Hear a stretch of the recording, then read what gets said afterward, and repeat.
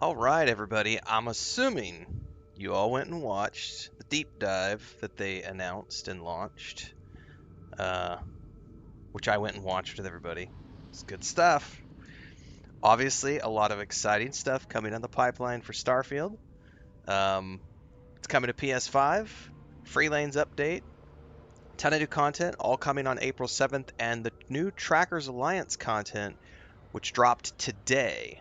And if you are a premium owner and you already have the first Tracker Alliance stuff, all you got to do is go into the Creations store and hit the update download button, and it will download the additional Trackers Alliance stories to your to your Xbox. I said PS5, but to your Xbox. So I've already downloaded the Trackers Alliance. We're not going to be doing the Trackers Alliance stuff today because I want to wrap up Shattered Space because that's what I've been in the middle of, and I don't want to break my stride on that.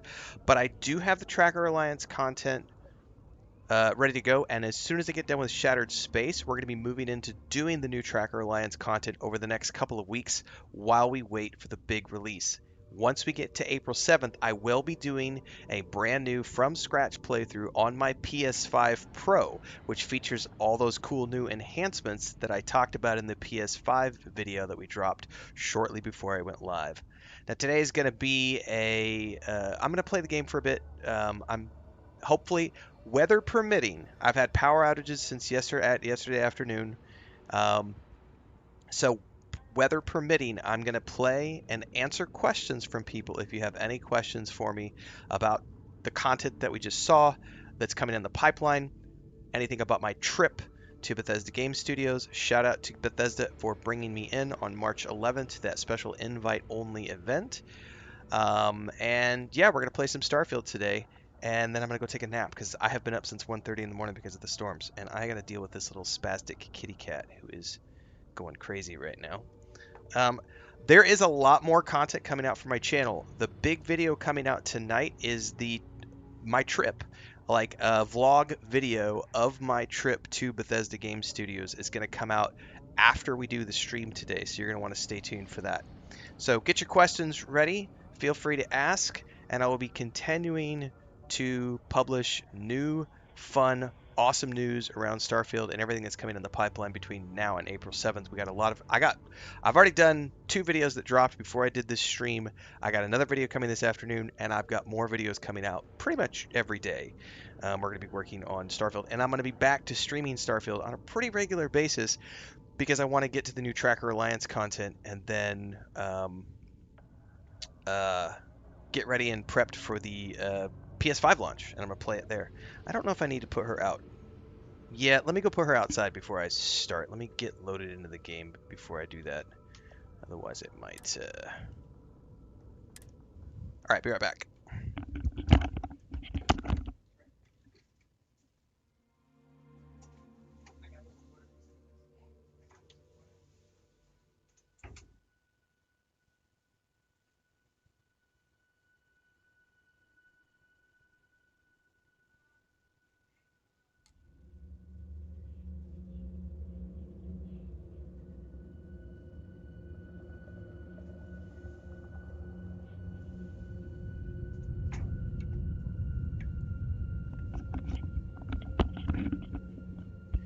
Alright, I am back. Let's see here. One of the things, because I did not have the information when I made my videos... How much does the Premium Edition cost for Starfield on the PS5? I know the base game is $49.99. Premium Edition is $69.99. Okay, that's yeah, that's nice. I paid $100. I think 100 and something for my Ultimate Edition when I bought it on the Xbox 2.5 years ago. So they've brought that down a bit for everybody coming over to the PS5. So that's cool. All right, let me spin this out.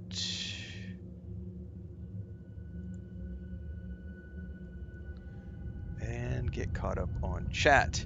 Am I going to be playing Crimson Desert? Yep. PS5 Pro. All right. Good God, there's already a shitload of chat. All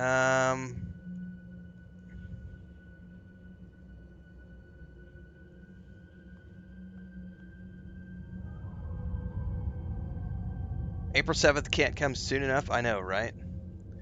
Stubb said absolutely blew me with the new content coming. I'm excited, says Noel. James says awesome. Alexander says cross save between Xbox and PS5. I don't know about that one. I haven't seen anything that specifically refers to any cross save between Xbox and PS5. I would doubt that. That would be a question to ask Bethesda. I'm not sure. Yes, if you own the premium edition, by the way, Trackers Alliance. So somebody had asked this in Discord. If you are a premium edition owner of Starfield on the Xbox or PC, the Terran Armada DLC is included. You get that for free, and then the Freelanes updates for everybody. It's just a free update. It's just a big update to the game, like the rover or the overland maps or any of the other free updates they've done. Terran Armada droids remind me of HK units from Star Wars. Yeah, I know, right? Rager says going to start a new run from scratch. I am also going to start a new run from scratch on the PS5. Thanks for the sub over on Twitch, Coffee and Grind. Yeah, fingers crossed the power doesn't go out. We had 4 power outages last night. And then, excuse me, yesterday afternoon and like 3 of them last night. I can't speak to if there are full creations for PS5. I know they are bringing creations to the PS5. But, so, PlayStation and Sony have their own unique set of rules when it comes to licensed IPs. Forcheck says, excited for the PS5 launch. As a newbie, should I start by buying the base game and the DLC later? It just depends on your budget. Base game is $49.99. The DLC is the premium edition is $69.99. In my opinion, the premium edition for the PS5 is well worth the extra $20 because you get Shattered Space, Terran Armada, and 1,000 credits for the Creation Store, which lets you get into the Trackers Alliance content right away, which gives you a shitload of content for $70. So if you've got the money to spend on $70, I would highly recommend getting the premium edition. That's going to give you hundreds of hours of entertainment out of the gate.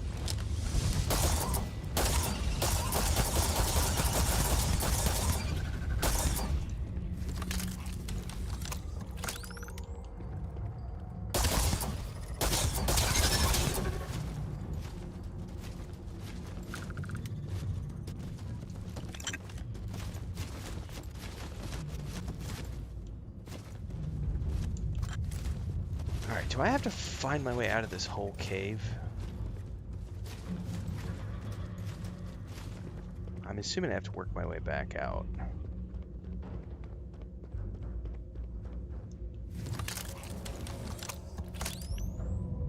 Pretty much vanilla. They cooked. They did indeed cook. Still loading screens, baby. It's a creation engine game. Get the fuck over it.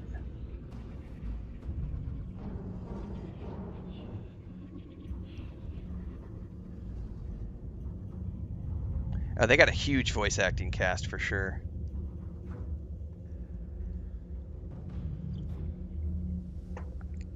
How was the trip? The trip was awesome.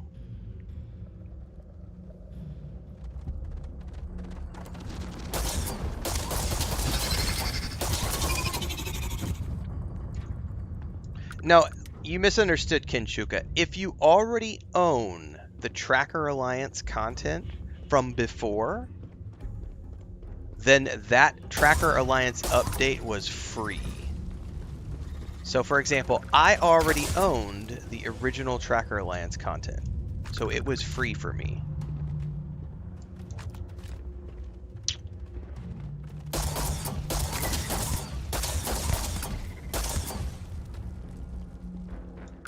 We just downloaded it prior to hopping on the stream. Collapse the cave to seal the horrors. Definitely collapsing the cave. Fuck those guys.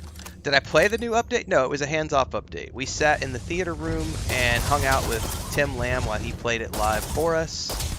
We got to do a Q&A with him. It was pretty fucking awesome. The thing that struck me the most, which I talked about in my Freelanes update video, which we published a little while ago, was when you're in cruise mode, the sound effects are so epic with like space junk and stuff flying by your ship.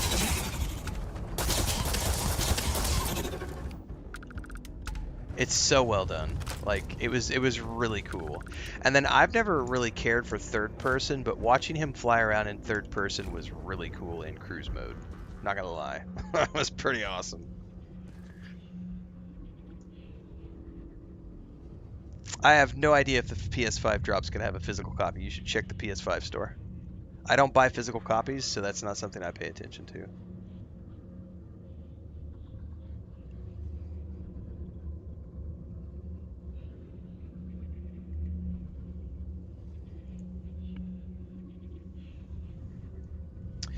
Tons of new POIs. Yes. Yes, yes, yes.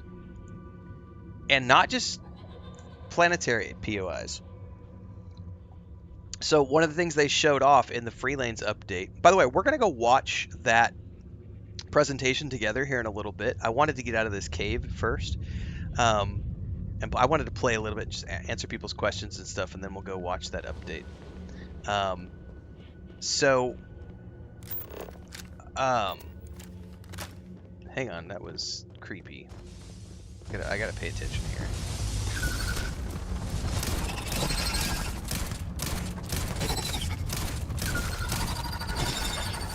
This gun doesn't do shit.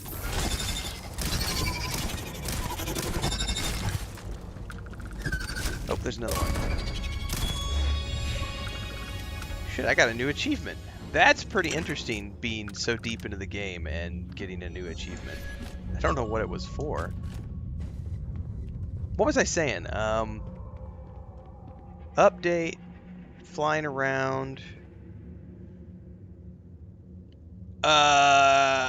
I would not expect Star Wars Genesis to be updated anytime soon to include the cruise features. That's wishful thinking.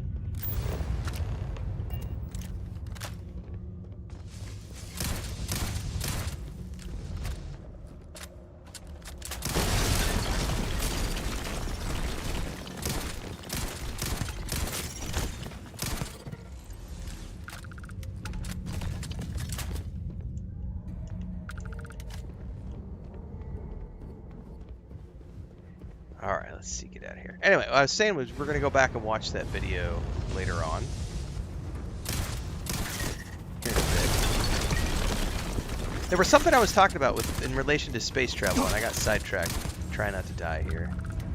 I should probably wait until I get to a safe spot. This place is like crawling with vortex horrors.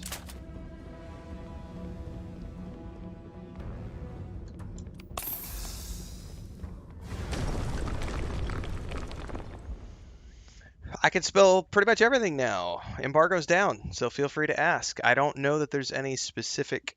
I don't think there's anything specific that I'm not allowed to talk about now that we're out past the embargo. Well, we're definitely not going back there. Oh, POIs. Yeah. So, in the presentation, and I'm sure some of you caught this, was when they were flying around in space. They were talking about how there are lots of different things that can happen when you're in cruise mode. So when you're in cruise mode, there are new types of events that can happen while you're in cruise mode, and they showed one of them off. They showed an interdictor event happening, which is from the Terran Armada DLC, which is where there are these you'll get ambushed, right? So there's going to be ambushes that happen in cruise mode. There's things like empty space stations. There's things like abandoned ships. There's your traditional stuff, which we've already seen, like the old grandmother or the school bus on a field trip. Those events are still there, plus a bunch of new events that are unique and new to space. And so when you're going through cruise mode, you're going to be interacting with those events. And an alarm sounds off, and there's different types of alarms, so that if you're not at your cockpit, if you're off doing crafting, or you're off like offloading things to your NPCs, there's going to be these different alarms that go off, which remind you, hey, you need to get to the cockpit and see what's going down right now, because it might be in an ambush, it might be whatever. And then like when you if you're like locked on to a target, it'll automatically bring your ship to a stop when you arrive at the destination, and that's a different type of alarm that says, hey, you've arrived, go to the cockpit so that you can dock or land or whatever it is that you're going to do at that destination. So it's really, really cool. Like all the new stuff in cruise mode on top of all the new POIs on planets, plus they have new dungeons and a bunch of other stuff as well.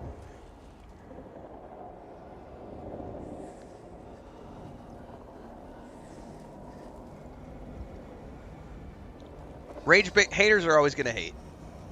Haters are going to hate, no matter what. It doesn't matter what they add to the game. Haters are going to hate. Fuck the haters. Ignore them. They're not going to change their minds about anything ever, period.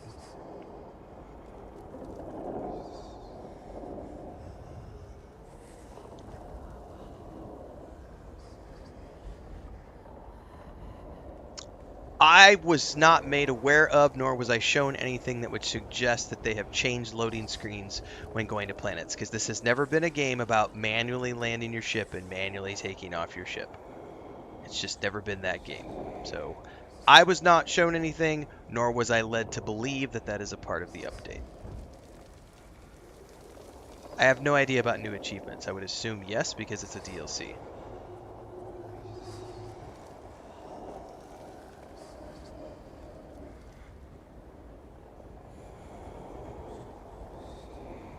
As Babylonia says, Genesis relies on the script extender, so first comes the SFSE update, then an address library update, and finally any other mods that need rely on those.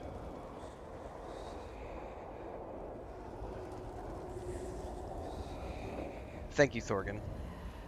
Any chance, Ally says, any chance to know if the updates they are adding the ability to salvage junk types for raw material? I didn't see that, but one of the things I didn't put in my update and in the freelance update that I did, because I had honestly, it was not in the email and I forgot about it in my notes, was they added like a codex. We'll go watch the presentation here in a bit that just dropped. I can't remember what it's called.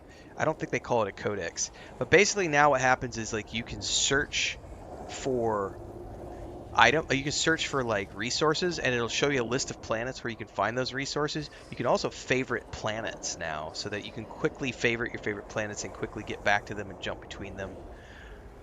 I don't know that I saw anything related to salvaging junk types, but the X-Tech is really badass as well. Muad'Dib says, can't wait, awesome update, well done Todd and company. I agree. Is the Tracker Alliance paid content? If you already own the Trackers Alliance, if you already bought the original Trackers Alliance when it came out a couple of years ago, the new Tracker Alliance content is free. If you don't already own the Tracker Alliance content, you do have to pay creation points for it. I think it's like 700 points or something, but I already own it because I bought it years ago. So literally when I fired up my Xbox, I just went straight to the creation stores. There was a 2.3 gigabyte update, and now I have the new tracker content. So it was included because I already own it.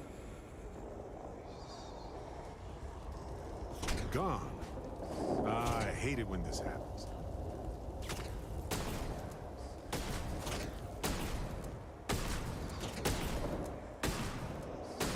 Is this my favorite Bethesda game? Yep. And it didn't start off that way. Go watch my review when the game first came out. And you know what I said? I said Starfield, meh. Good game, not a great game.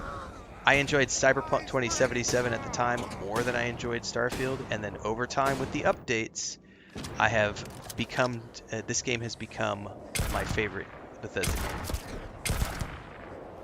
So, yep. Yeah, I don't want to manually land my ship in Starfield either, Disdain. That's why I hate Elite Dangerous, because I can't be bothered. And yes, the trolls in chat were ridiculous, Stokesman. It was crazy.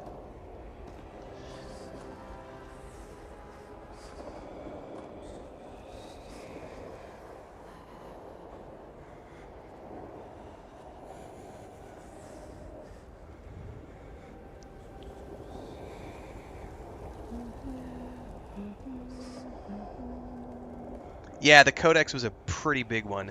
Also, the storage chest between outposts is a pretty big database. Thank you, Greyforge. It's called a database, not a codex.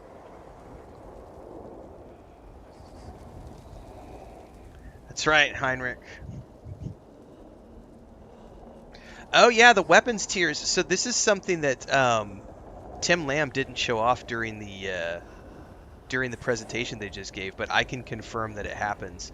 So in the video he was showing your initial rolls. So there's multiple tiers of customized UI, customized things that you can add to your weapons. I think there was, I can't remember off the top of my head, 4 or 5 tiers. I would have to go look at my notes, which I don't have open in front of me right now.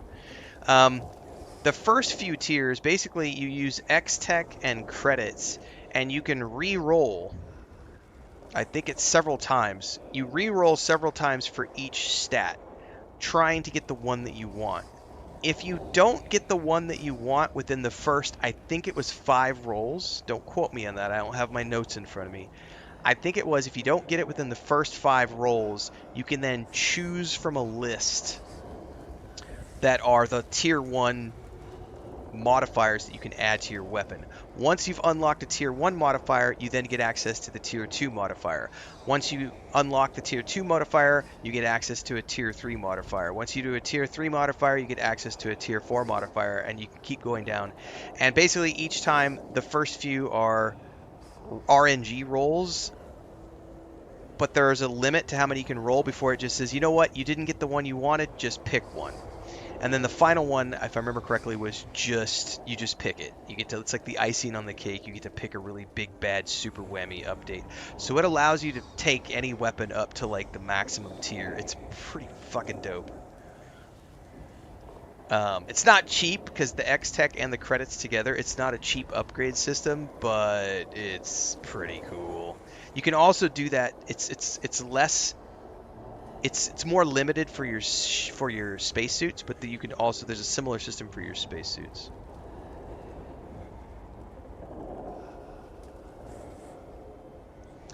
Thorgan says the update felt like a polish of a lot of pieces that I already love. It's going to be such great. Yeah, and I think Todd said that in the interview he did with Greg a couple weeks back, which is that if you didn't resonate with Starfield in the first place, this update's probably not going to make you want to play the game. But if you already loved the game, it's just a refinement of all of the systems, and it's just more stuff. It's more stuff to do, a refinement of systems, a continual polishing of what's already there.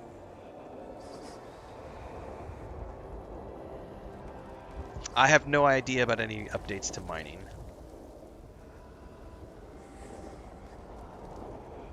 There are no fundamental issues and complaints, Nened. So if you're here to bitch about how they didn't add the things that you wanted them to fix, you can find the door, because you're not going to be welcome here if you're just going to bitch. They literally have fixed so many different things, and especially with like cruise mode, added a whole new system to the game. The modding of weapons is a whole new system to the game. The modding of spaceships is a whole new system to the game. The new outpost stuff, the new game plus. You cannot sit there and say they only added things that are easy to add. They didn't fix fundamental issues and complaints. People who have fundamental issues and complaints are crybaby bitches who don't actually like the game. So if you're one of those people, which it sounds like you might be, I could be misreading your text, but if you're just going to be a whiny bitch, there's the door. You're not going to be welcome here. You're not going to find shelter in a community of people who love Starfield.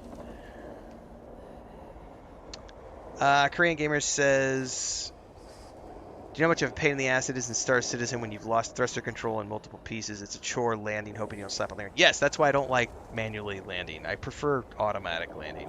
Like, you would think with all this tech, we could just push a button and our ship would automatically land for us.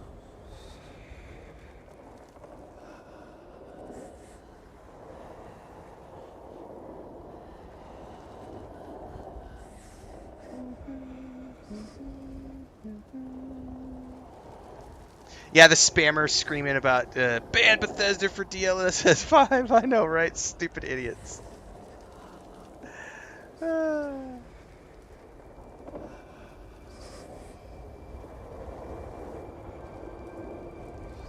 Mawdeep says I've got 4 billion credits. Let's go. Hey man, save those credits, because that asteroid base, dude, they didn't show enough of it. So Tim Lamb took us on a tour of that asteroid base when we were on site at Bethesda. And it was I was like nerding. I love housing in games. That asteroid base is so fucking cool. Like, save your credits. Like, you might want to mod your weapons, but I would say go buy that go get that asteroid base first. And by the way, I don't know how to get it. He wouldn't divulge. He was like, it's a secret. It's related to this new place, but I won't tell you how to get it, but I'm going to show it to you. And he showed it to us, and that new asteroid base is freaking amazing. But it's also, he didn't say how much it costs, but I'm assuming it ain't cheap.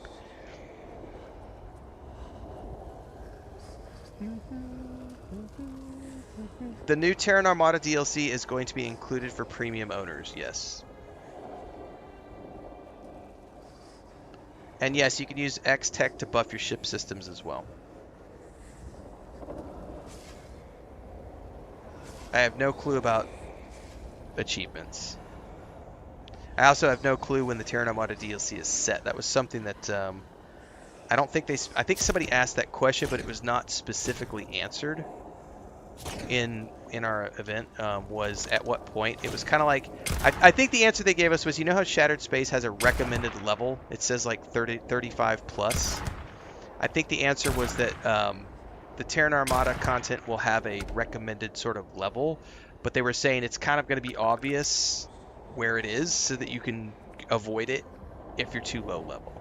But also, I think the answer they gave too was like, if you want to go into it early anyway, you can go into the difficulty settings and just drop your difficulty stuff all the way down and just go into it on story mode and it won't matter. So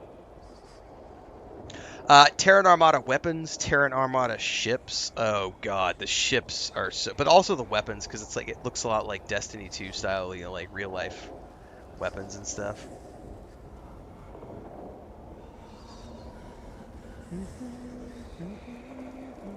I have no idea about performance settings. I don't have any clue about that. I plan an Xbox Series X. I'm going to be playing my new version of the game on the PS5 Pro, so I can't speak to that. It was not something that came up in the presentation.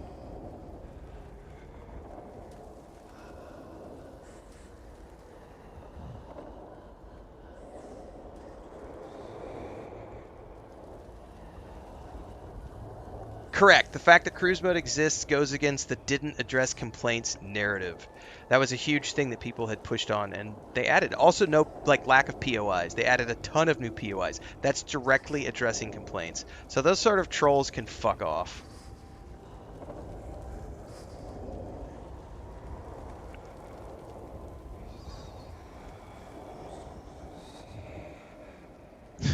Right, Bubbleonia? Bubble, breaking the laws of physics by folding space-time is easy, but automatically ending is hard.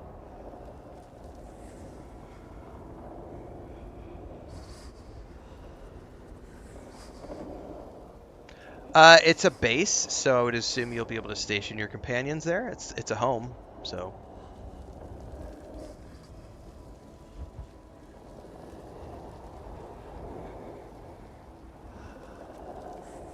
They have not indicated the level of the new DLC. It was not revealed to us on site what the level would be.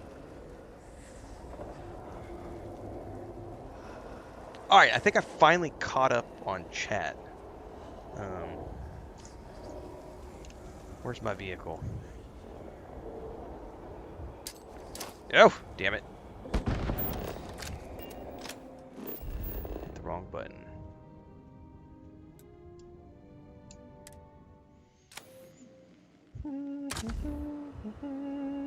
How do I manage to play many games at the same time? It's my job.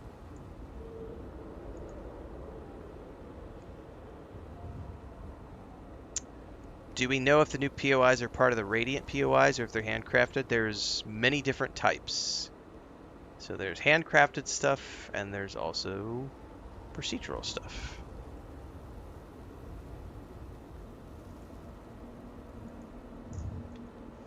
Y'all got to get over your fear of procedural.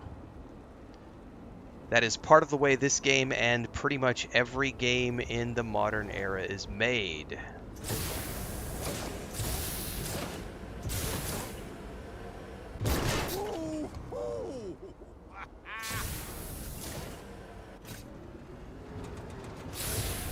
Plus, games have been doing procedural content for the past 30 years. It's not anything new.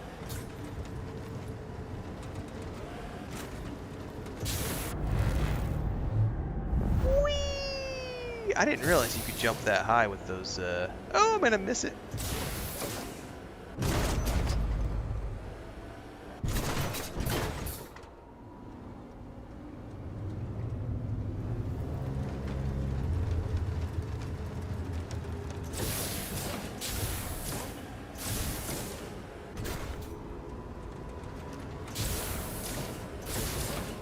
Yeah, all the NPCs have great reactions to driving around.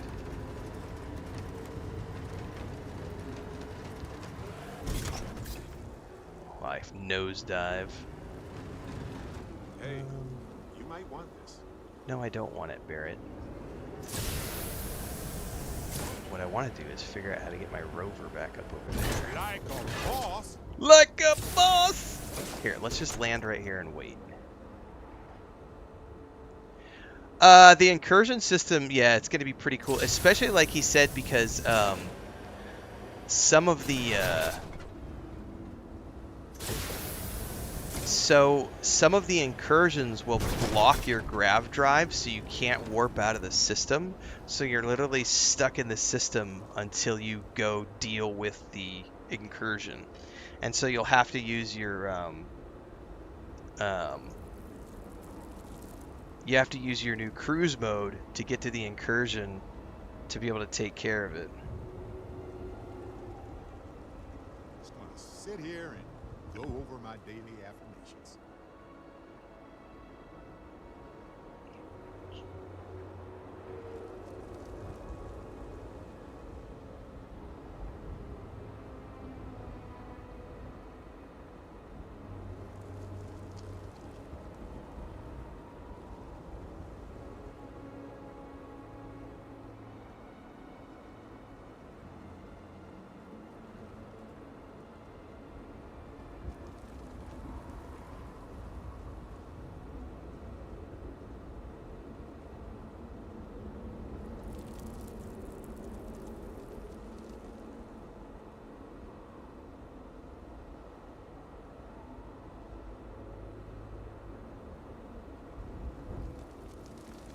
Sorry, my brother sent me a voice message I'm listening to.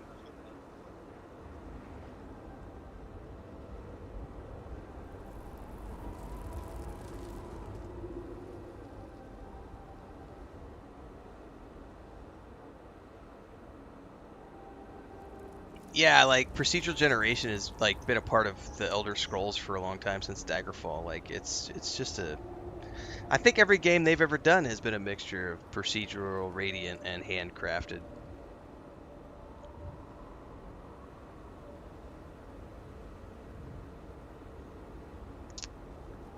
It's a HyperX Cloud 2 headset.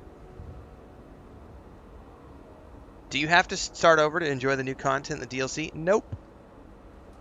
I'm going to be starting over, though. Some of the new ships are multi-tiers.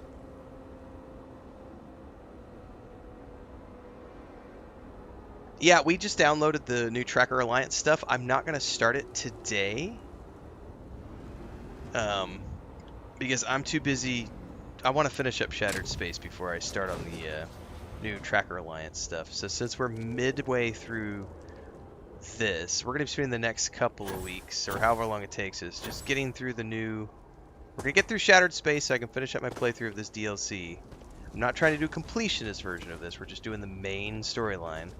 And then once I'm done with that, we're going to go do those new Tracker Alliance stories. The Great Serpent has filled you with purpose. Is that not beautiful? New skill trees? Not that I was What shown. news do you have of an Asco? I don't know about that, Allie. We were just shown what the new vehicle looks like and the fact that it has significant more boosts and thrust than the Rover. So it's really designed for I can't it's like a launcher. Like it goes a long way in terms of how far up it can go. Like you can actually get Atmo. It's pretty cool. I don't know about that one, Stubbs. I have no idea.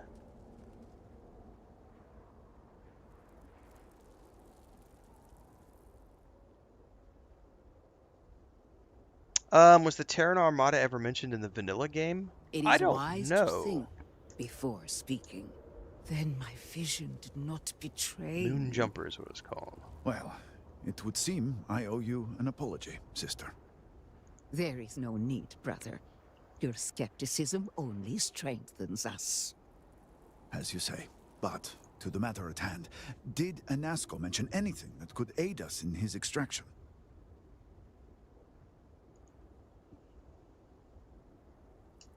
Yes, the pinnacle of the Citadel was modified to house the equipment to create a gate to the Vortex. If it still runs, that would explain everything we have experienced since the initial incident. It is much more than that. Normally when I pray for Anasco's return, I sense he is lost, fading. But when I last prayed to the Great Serpent, I felt Anasco's presence clear and distinct. Even as it receded, I felt him anchored to this world. Yes, there are some who suggest that when Jinan communed with the Great Serpent, a similar bond had been established. I believe the same is true for you and Anasco. I would need time to attempt a scientific explanation for why or how this happened, but for now, let us assume my sister is correct. Well, I could beg to differ, but I won't be that guy. This husks comments aside, that is the essence of faith. Not all things require explanation. I do not know what lies ahead. My visions do not go beyond this point. But I do know this link will play a role. In fact, I am certain of it. Agreed. And with this settled, we can now continue the work of aligning the noble houses. Together, we will find a way to complete the mourning device. Oh, yeah, I've already got some nastiness over on my on the Twitter. Hang on, let me go pull it up. I chuckled. JD says the biggest highlight from this mediocre shit they've just released If this doesn't work, is the Trackers Alliance. They're just something robbing save mods us. and creations from players and making it seem like Bethesda's done all the work. Just fucking angry little trolls, man. I don't think you could bring a ship, DSM. From what I saw I when pray Tim was Victor showing it and off to Asma us, will it was be less items forthcoming. like weapons, materials, suits. It was basically inventory stuff. So like materials, weapons, suits. I think suits. He didn't specifically do a suit. The mourning But device he may did, be our one and only chance to reach Anasco and save he Dasma. did show like weapons and materials and digipicks and stuff like that. So they've already done all the performance improvements for the consoles that they need to do. So I'm not sure why you think there would be more. Like we've already addressed this in my videos because I play on uncapped quality mode on the Xbox Series X and performance is flawless. And when Shattered Space launched, it was not flawless. So they've already done, over the past year and a half, whatever, they've already done the performance upgrades. So, at least on the Series X. So I can't speak to the Series S because I don't play on that system. So.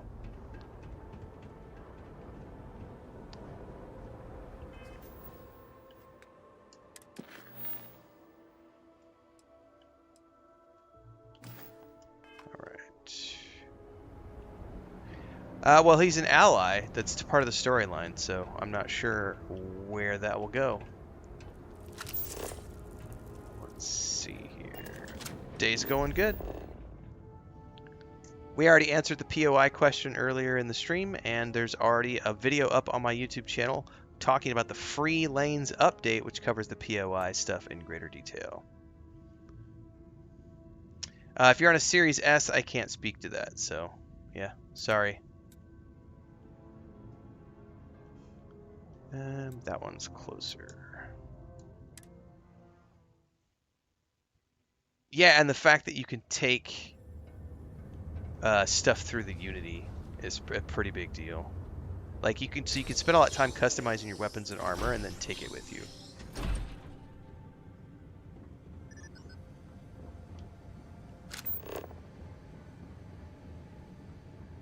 Yeah, bad load order on mods is another thing too. If you're running mods, that can cause performance issues as well.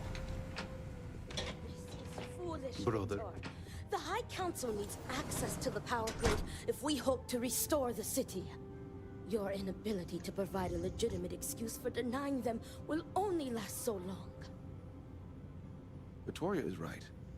I know you're angry, but you can't let personal matters interfere with what may be best for everyone. Personal matters? This is a Ministry of State matter, and I will handle it as I see fit. He is a traitor. He turned his back not only on his family, but on our people's entire belief system. The fact that he still breathes is a stain upon the House Vethal name. You would doom us all with your pride. I will do as I please as head of this house. Grumpy nuts. JJ says, new to the stream, what sort of character build are you playing? This started off as a soldier, but it's so far beyond a soldier now because I'm on my third Unity, so.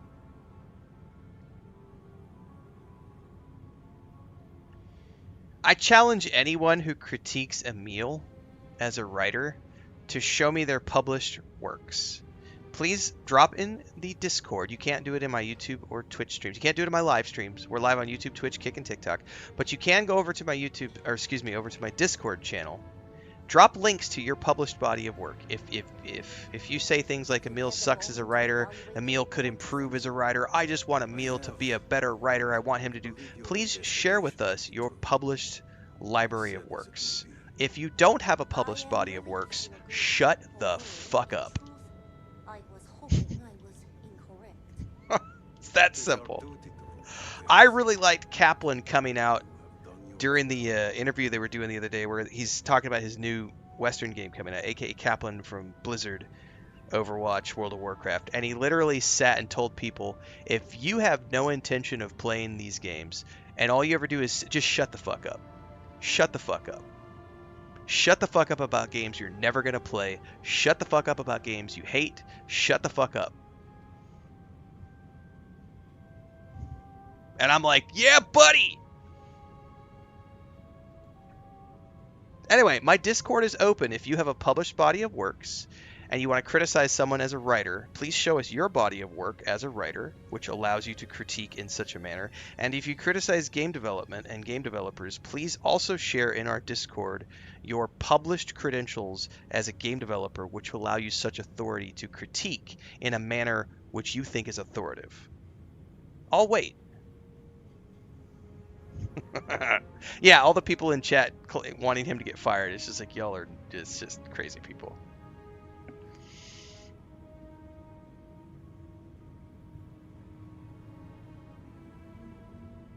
Somebody's going to link a bunch of unreleased emotional troll poetry. Pretty much. Yeah, and one of the Outpost things was, and I shared this in my update on Freelanes, is that it's like a... it's not about you, Joey Crumbs. It's about anybody who makes those sort of criticisms. It's a general statement because there was a bunch of people complaining about Emil in chat. One of the things about the Outpost was one of the new Outpost things. It's a like pre-built Outpost thing that you could just drop, and so you could just plop it down. So if you don't want to build all the outposts, you could just plop one down and use it out of the gate. Major says, buying the product gives me the right to criticize it if I don't like it. You absolutely do have the right to criticize something once you've purchased it. But if you haven't yet purchased it, you lose the right to complain about it.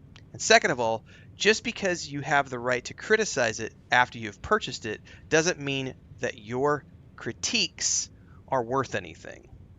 We've talked about this before in other videos. The customer is not always right, ever. It's not how this works. I know nothing about astrophysics, so I cannot claim with any authority that my opinion is valid when it relates to NASA and space physics and the International Space Station, nor do I have any expertise in dentistry.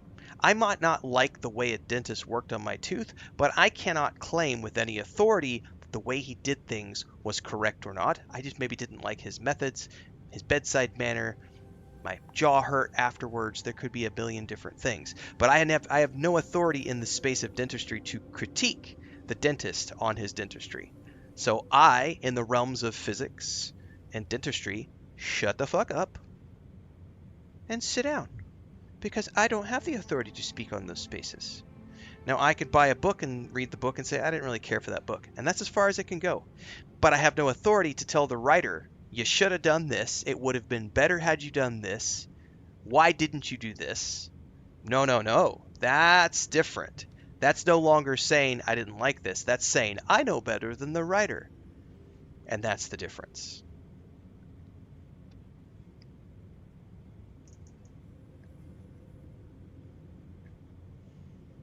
You are not an authoritative. It's not an authoritative take, though. You need to make sure that your qualifier is, in my opinion, his writing is not as good compared to those other games. You need to make sure that you put that qualifier in there, because when you try to say his writing sucks, you're speaking as if it is an authoritative take. And you need to say things like, in my opinion. But then you also have to provide proof. In what way could he have improved? And that's when we say, show us your published works so that we can take you seriously when it comes to critiquing someone on what they have done in an area where they are an expert. Again, I'm not a dentist. I'm not a physicist. I can't critique people in those realms.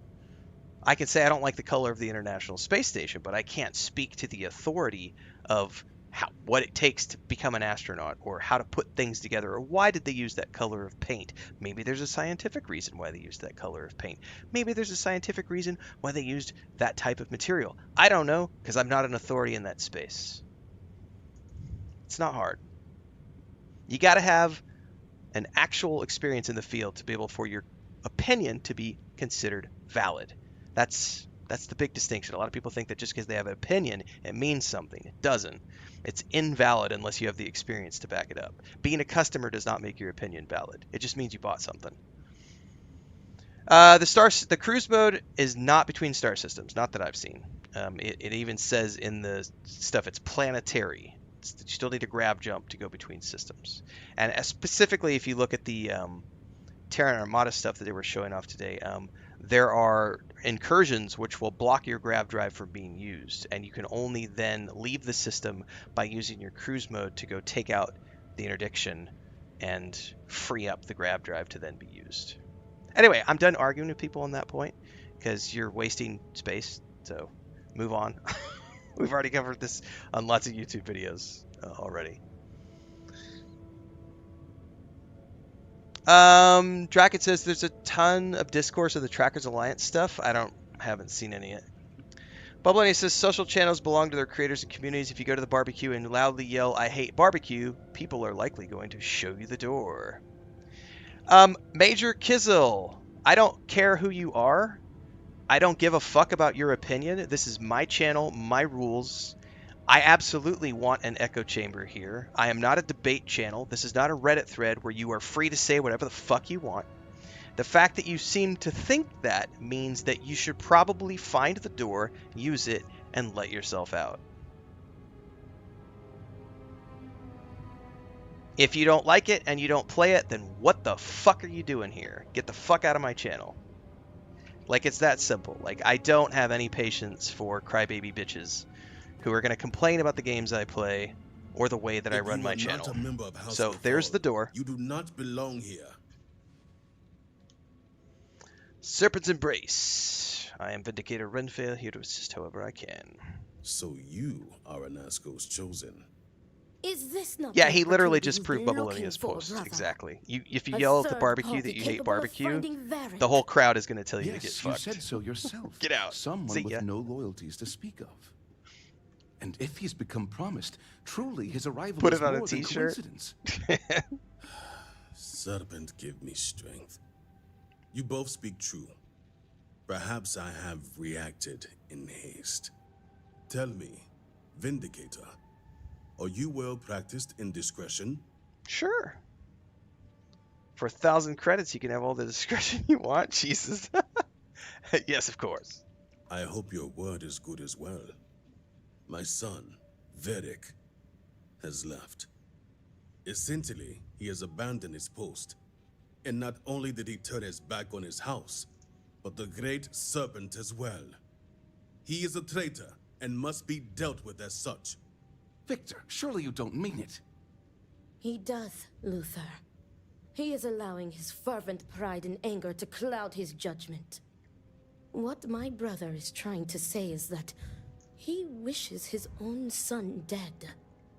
First, we lose Vashti to that malignance tearing through Dazra. And now you so willingly offer up Varric. As if our house has not suffered enough loss already. Retro Gaming Addict on Kick asks, what's the best game you've played? I don't do that. It's like asking somebody what the best child is, what their favorite child is. Do I have any recommendations for you? Yes, go to my YouTube channel. I have over 12,000 videos on my YouTube channel. I get paid to play games. This is my day job.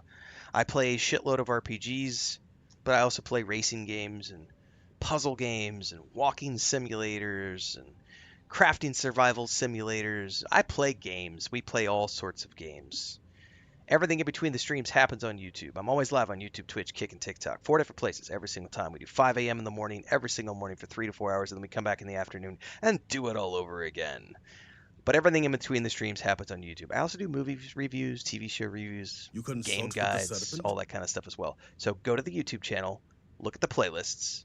There's thousands of playlists to choose from. Go have fun.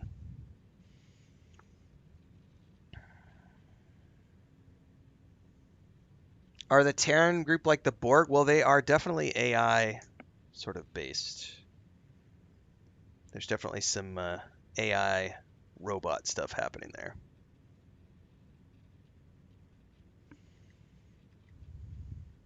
Grief can often cloud your judgment. This is not grief. This is betrayal. Not only to me, but to our society and the great serpent himself. I do not wish Varric dead, but as head of the Ministry of State, he left me no choice. All must serve. Those who refuse will be met with death. I'll probably do a stream later today, Cypher, but it's going to depend on weather and if I'm tired, because I've been up since 1:30 in the morning, and because today was a big day, I just rolled right into this. This is normally my nap time, so I am not getting a nap.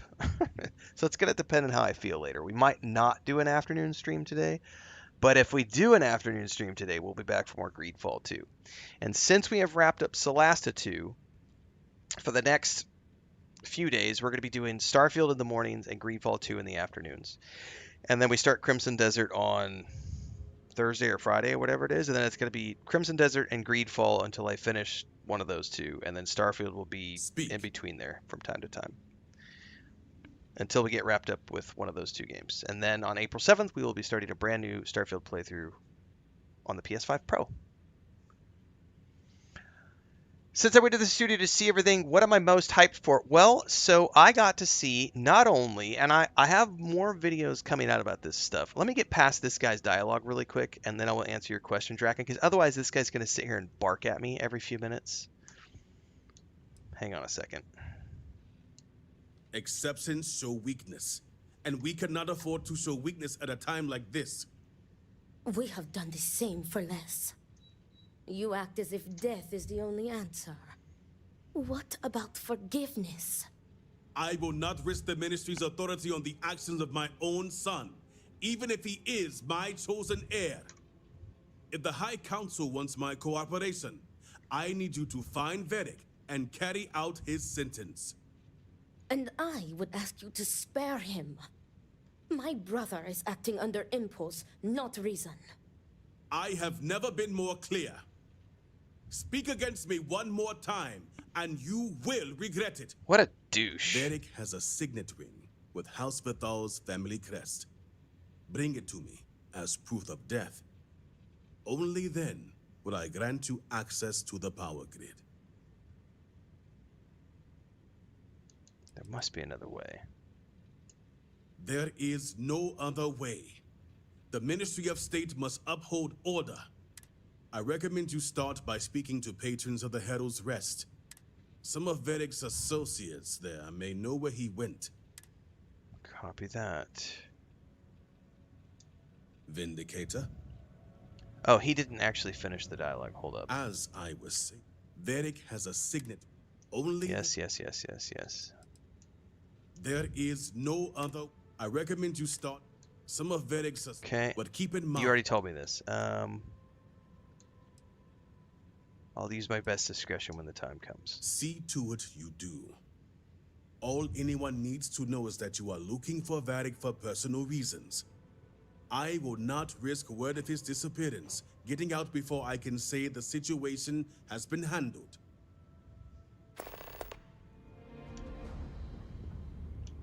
All right. Now that we're past that, let's see. I think I'm okay to talk about this because we're past the embargo stuff on everything. So I didn't just.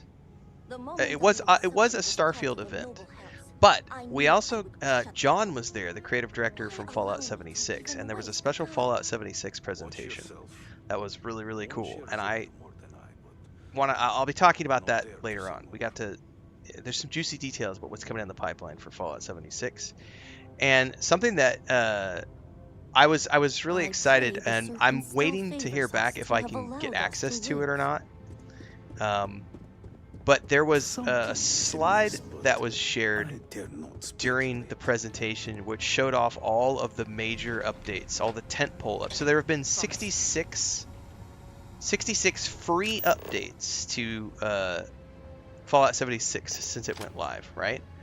And I always hear people talk about like, oh, No Man's Sky, free updates all the time.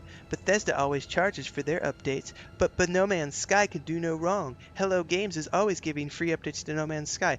And I'm sitting in the presentation and I cracked a joke about how, can I have access to that slide to make a comparison video on YouTube to poke fun at how everyone always says that, you know, Bethesda charges money for their DLCs and all their updates. And here's Fallout 76, which has done 66 free updates and content drops over the years that rival all of the expeditions that No Man's Sky has pushed out.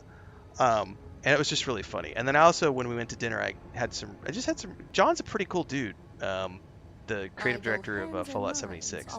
So we actually got to see that. And then one of the other cool things was King Ath Creations was there, a couple of the folks from their team, and as someone who doesn't do a lot of the stuff with the modding side of things, they did a presentation on their start, from the beginning of their roots of just being one dude to where they are now with like 11 full-time team members, and they shared like all these presentation images and all this stuff about.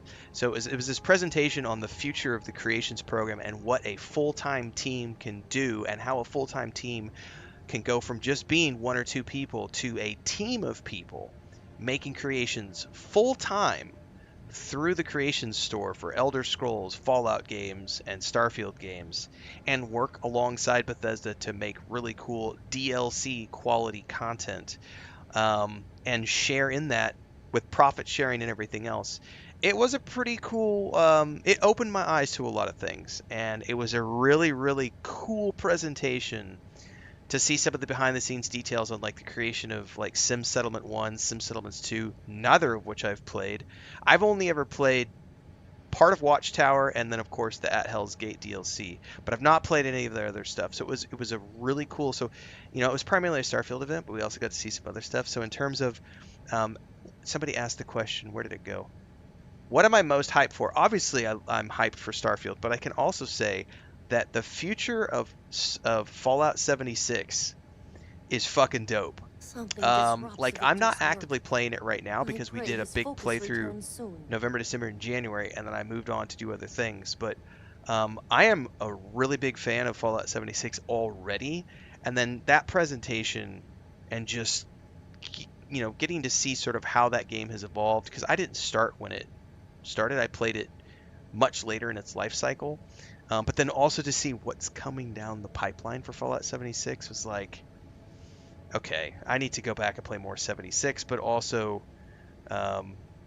yeah, there's a lot of, yeah, it was a great, like, Bethesda, it was nice, and it was a very intimate event. It was, I gotta remember who it was, too, who came, because we've all posted content now on social media, but I'm horrible about remembering, because I didn't know all these people. It was myself, King Fanman Bethesda,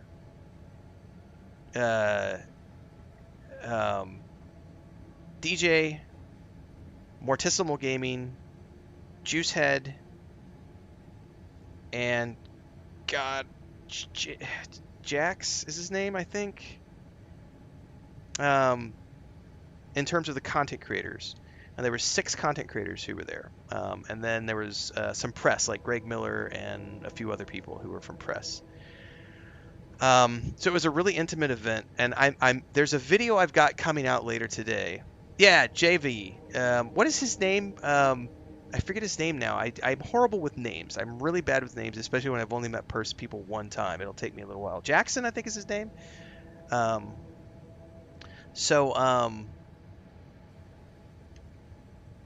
Yeah. I think the big thing for me was I've got a video coming out. And by the way, I have lots of videos still coming out, guys. So stay tuned. There's going to be like daily videos on stuff for probably the next week or so, because there was a lot of stuff. The big video that's coming out later today is about the trip that I took to Bethesda, and just it was a really cool thing. And I think that in that video, because there was also they did a big Q&A with Todd at the end of our presentation. We did a 30-minute Q&A, which was really nice. And there were some really cool questions asked and some really cool answers given. Jackson, yeah, that's his name. Yeah, I hope they do the King Ath presentation. I don't think I'm not supposed to talk about that. I'm pretty sure I'm allowed to talk about all these things because the embargo's down for all this stuff. And if not, sorry. I would love it if they made the King Ath presentation stuff public. That was really cool. Anyway, there's lots of cool stuff that we got to see. Martissimal's probably already 100% at Terran Armada somehow. Are they making... Burp Noodle says, are you ever not live? I am only ever live for 6 to 8 hours a day. I go live for about 3 to 4 hours in the morning and about 3 to 4 hours in the afternoon. So I am not live all the time. I definitely don't do 12-hour streams. His eyes are always watching. We've already answered the POI questions, and you can go watch my video over on YouTube on the Free Lanes update to learn more about the POI changes that have taken place. That video went live before the stream.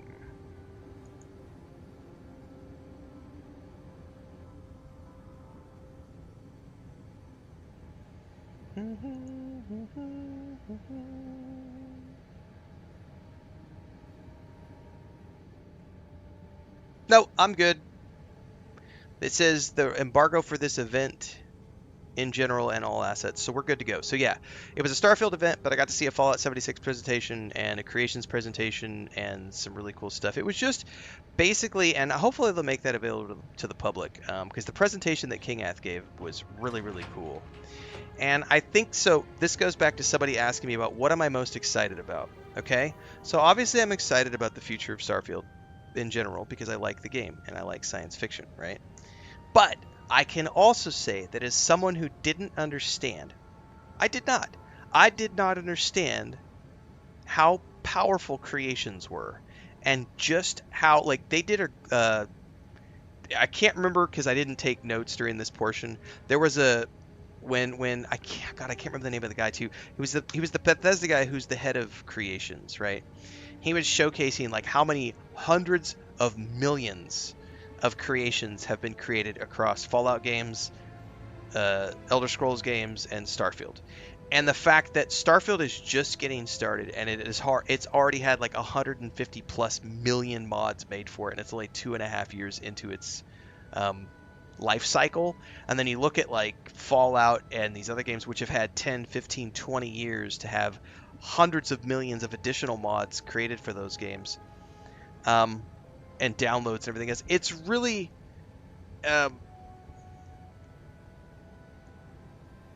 it's a crazy amount of talent, and it showcases just what Bethesda is. And I think this is where a lot of people will bounce off, because they look at Bethesda and they only see a single player game that they can play. And I'll be the first to admit, that was my take for many, many, many years. And then I met Bubbleonia. And Bubbleonia introduced me to a bunch of other people in his community who are into the modding scene of Bethesda games. I was 40 plus years old before I understood and started to become familiar with mods. And it wasn't until I went and saw this presentation at 46 years of age where I went, oh shit. Because now I'm looking at it going, okay, so not only is it about the 500, 600 hours of vanilla content that I'm going to get out of a Bethesda game, it's also about, well, here's this 15-hour DLC that a team of 5 people made. And it might not be perfect, but it's got this really cool storyline that is set in the world that we know and love. Whether that's Skyrim, or Morrowind, or Fallout 4, or, Starfield. And this takes me back to when I was in my teens and reading the extended universe novels that George Lucas allowed to be published in his world. He oversaw that from the perspective of it's a playground that you can all play around in, and we just understand that those stories aren't necessarily canon stories, but I want to let people play in my universe and go forth and do fun things with. And there was an overall guiding, you can't do these certain things, you can't do this with certain characters, you can't touch these certain characters. So when you ask me what am I most excited about, like, I can legitimately say now that I have the education on the subject to speak about it. I am not only excited about the future of the game, Starfield, and the future of Elder Scrolls 6, but also looking at what modding has become and how good the tools have gotten, and knowing that the tools are getting even better with Creation Engine 3, and being able to see some of what they can already do with Creation Engine 2, like, that made me go, oh shit. Like, now I understand.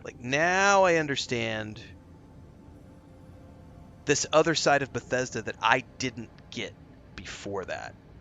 And I think that's the bounce off point that you're going to have. A lot of the people who like to critique or criticize Bethesda, and they'll say, I don't like this game, fuck them, blah, blah, blah. And I'm like, yeah, but there's these hundreds of millions of people over here who are playing all these mods and doing all these crazy things, and you don't get to just discredit that because you didn't like a specific thing.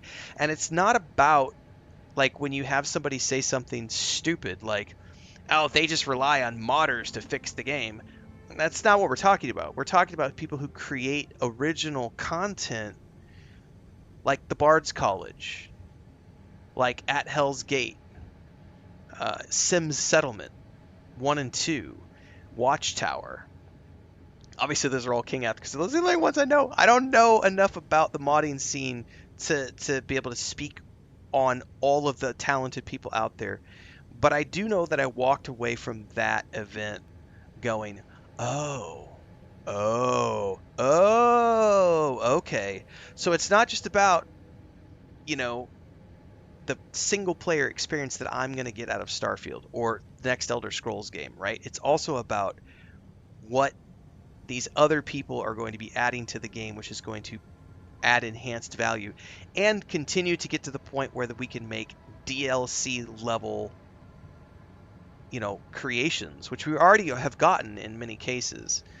Anyway, it opened my mind. So yeah, when you ask me, what am I most excited about, I can say, the future of the game and also Elder Scrolls 6, but I can also say I look forward to the future of what the creation community is going to continue to become as the tools become even more and more powerful.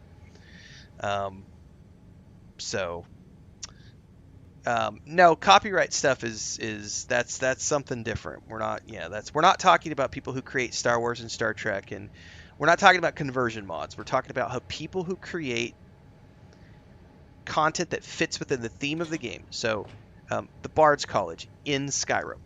We're talking about Watchtower in Starfield. We're talking about the Sims Settlement in Fallout. We're not talking about somebody creating because that's not the same thing. Doing conversion mods is not the same thing. I've taken my first steps into a larger world. Speaking of Star Wars, yes. That's a great clippable video, by the way. What am I most excited about? Starfield. So obviously, playing Terran Armada and playing the game from scratch on the PS5. But now, I think more than anything else, I'm really looking forward to Creation Engine 3, what's coming in the pipeline with the Elder Scrolls 6, the future of Starfield, and the future of the community. Because I know for a fact, now that I understand the potential and the power of mods, once I finish up my big PS5 playthrough, it'll be time for me to start to get into the modding stuff, and that'll help tide me over and give me lots of fun stuff to do. Because I do want to try Sim Settlement 2 and Fallout 4, because Bubbaloni's been talking about that forever. I want to try Bard's College and Skyrim. I want to try future content that's coming out from these talented modders in all their games. And then Elder Scrolls 6. What am I writing down? I'm writing down the title of the video and the timestamp, so that when I finish up here, I know where to go to clip that so that I can make that into a video that gets put up on YouTube later. Yes, you're still going to come across the exact same duplicate POIs. There's 1,000 planets. There are a ton of new POIs, but if you explore enough and you play long enough, you're going to come across... Did you ever play Mass Effect? Incredible Stack? Did you ever play the first Mass Effect game?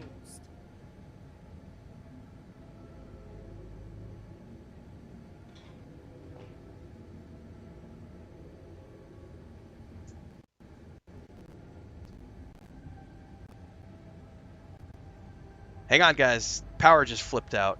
We've had storms. I told everybody at the beginning of the stream. Are we still live?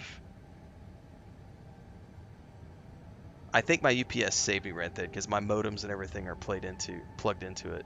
But there's going to be some hitching on everything. All right, we're still good? That's the storms, everybody. Like, the power literally just went out and came back. So thankfully my UPS saved me. Yesterday when the power went out, everything went out for the whole town. So I lost internet, we lost cell tower, we lost everything. Like, the storms were really bad yesterday. All right, we're still live everywhere. Thank you, guys. All right, so I don't see that person answering a question or answering. Never played Mass Effect. Okay, well, if they've never played Mass Effect, then this isn't going to make any sense. But I'm going to use this as an example. When someone talks about repeated POIs, I always go back to Mass Effect because a lot of people will call Mass Effect the greatest sci-fi RPG ever created, right? And you know what you'll see in Mass Effect if you go play that game? You're going to see interior layouts and interior assets that are specifically copy-paste, copy-paste, copy-paste, copy-paste. They're going to have tons of exterior locations that are handcrafted and designed. But when it comes to the space stations and the interior on asteroids and things that you land at and go to for these little missions, it's all copy-paste. You ever played an MMO? World of Warcraft, Lord of the Rings Online, Star Wars: The Republic, whatever. They'll reuse the same door. They'll reuse the same fallen tree. They'll reuse the same smoke trail.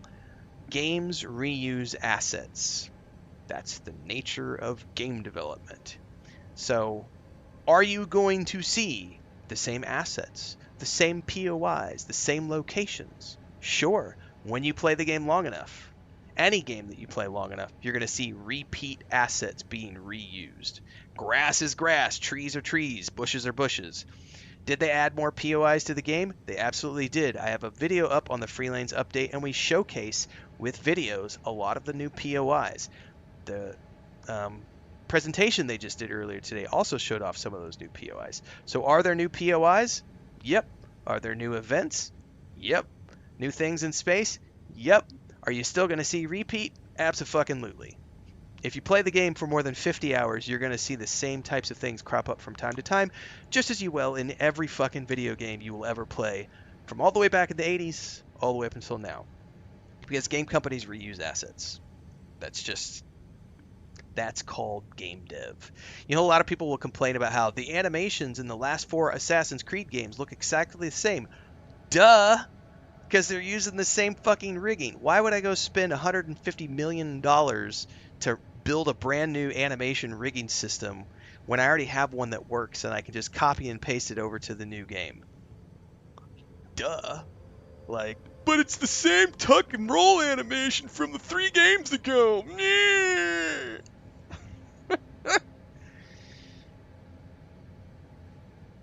You'll see a ton of repeating content in No Man's Sky. Exactly. All games in development and all games that have been developed reuse assets and POIs.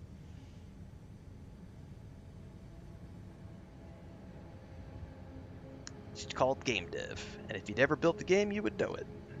But if you haven't, now you're educated.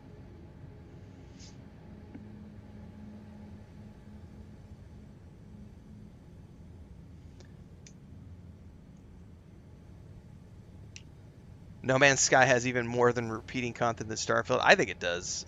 Still a great game, though. Serpent keep you.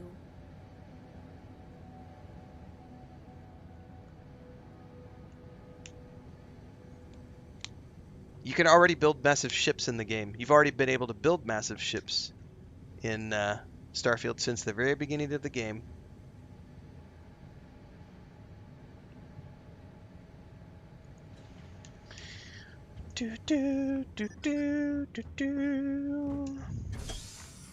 Repeating bosses as well. Yep. Or repeating mechanics.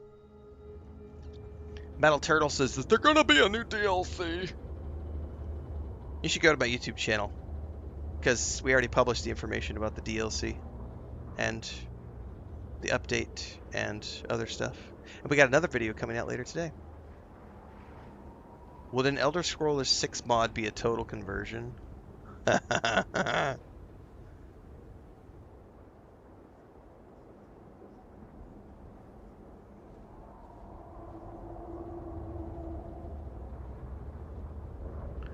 Noel says, what I don't see posted enough is that Starfield and their creation engine build is so good that a lot of mods can be done without a script extender, unlike their older games. Proof of the tech just getting better with time.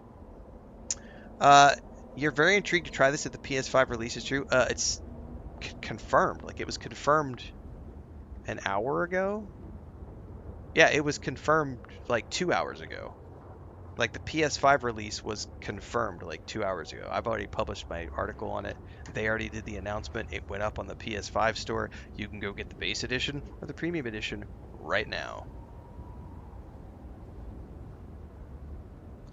I don't know about the stairs thing. Someone has mentioned the stairs on ships already, like multiple times. That was not something that we were specifically shown in any of the previous stuff that I saw. I do know they walked around the interior of some of the ships and showed us how much bigger the ships are for the Terran Armada stuff, but I can't speak to the stairs thing. I just don't know.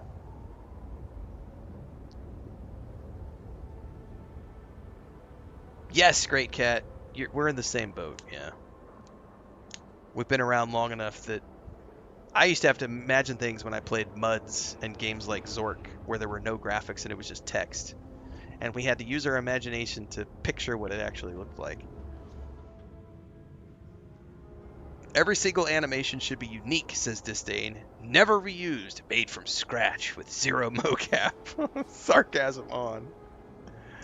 Stair habs. I'll tell you what, if stairs are true, I'm going to spend a lot more time doing ship builds.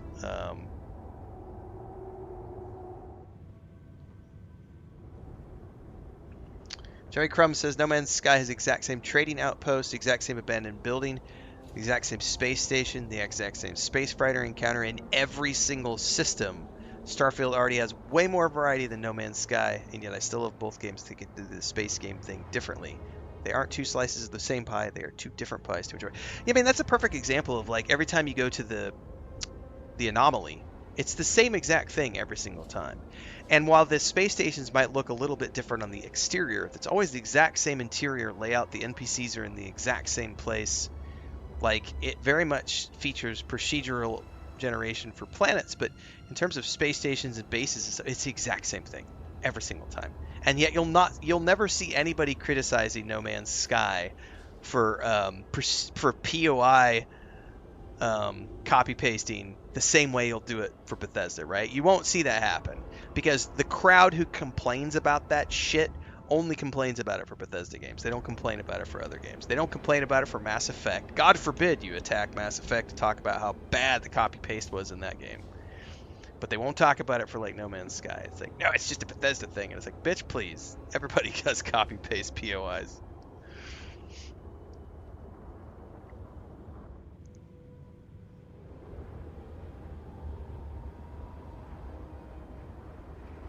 I never played Dwarf Fortress, no. I did play Zork back in the day, though, and I've played a bunch of MUDs in the 90s. I played the Wheel of Time MUD, and there was a... I know I played the Wheel of Time MUD. There was another one I played. It was like a generic fantasy world. I can't remember what it was called. Gray says, look at the real world. Everything is copy and paste grass and trees. What do you think the universe is about? Mario Brothers on the NES is mostly copy and paste, especially the flagpoles and the flags of the castle at the end of every fucking level. It was copy paste, man. The same block stairs going up to the flagpole. That's some funny shit, guys.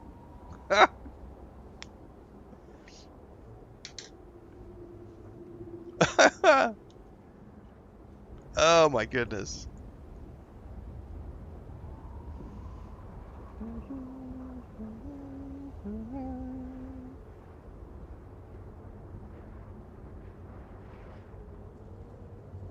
Oh, if you haven't played it yet, Joey, and you've got the Legendary Edition, the Legendary Edition is a good update. It's still gonna feel dated. It's still gonna feel a little dated, but if you haven't ever done it, I highly recommend it. And please, please, please, follow it up by playing Andromeda, which I think is a better game than the original trilogy in terms of combat and gameplay. It is a standalone story, but just, man, all of the Mass Effect games are great. Disdain. My DNA is copy-paste. It's the same proteins in different orders. We're all copy-paste. Give me 2 seconds, everybody. I'm going to make a request of my wife.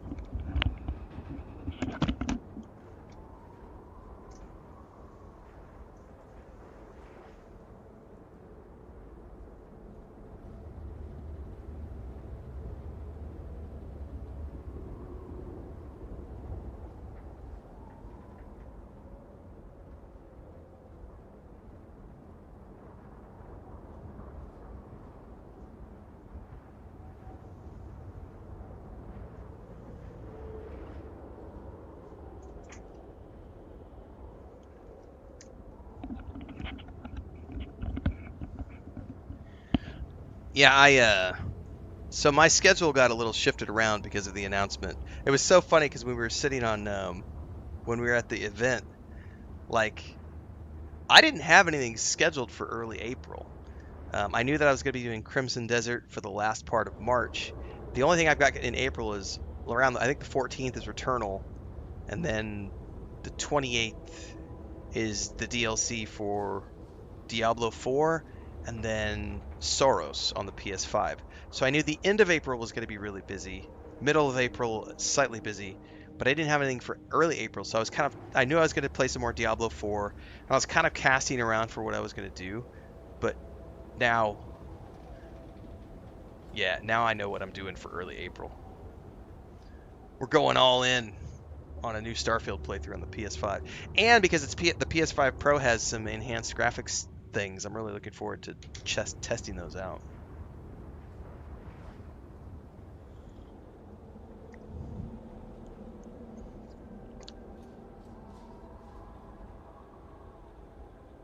Nothing like horking your coffee down the wrong tube.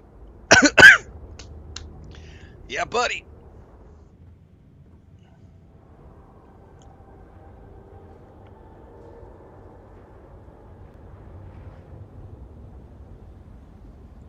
I can also say, I don't think I can't, all I'm going to say is, I don't think I'll get in trouble for saying this, but on the off chance I will, I'll try to be vague. I can also say that King Ath Creations has some forthcoming content as well that I'm really looking forward to trying out, because I got super excited at that presentation they did, and I went, well, shit, I loved, like, Watchtower was okay. It was cool and fun, but I loved the Doom one. Like, at Hell's Gate was fucking dope. Like, it was short, way too short. And I watched Babylonia play Sims Settlement 2. So knowing they have forthcoming content for different things. I'm looking forward to that as well.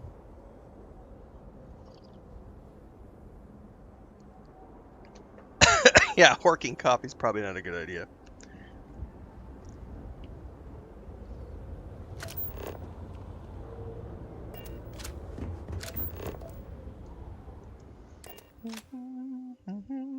Oh, and also like the new photo mode stuff, and I don't know. There's a bunch of stuff, man. What am I to do now? Oh, what do you want? Can't you see I'm busy? Looking for Varric. You and me both. The worst thing that can possibly happen happens. And then he disappears. I mean, come on. We're supposed to be friends. Yeah, Bubbles is our resident mod expert. Friends don't look. Friends drink alone. Exactly. You get it. You'd think B would at least be commiserating with me. But I'm suddenly too drunk to deal with. Some friend she is. All she cares about is Varric. Okay. You should be supporting each other. Maybe she has a point as far as alcohol is concerned. Oh, not you two. That's the last thing I need. I just want Varric to show up so things can get back to normal. Whatever that is. Whatever that is. Ooh. He must have trusted you with some information. Did he trust me? I just don't know anymore.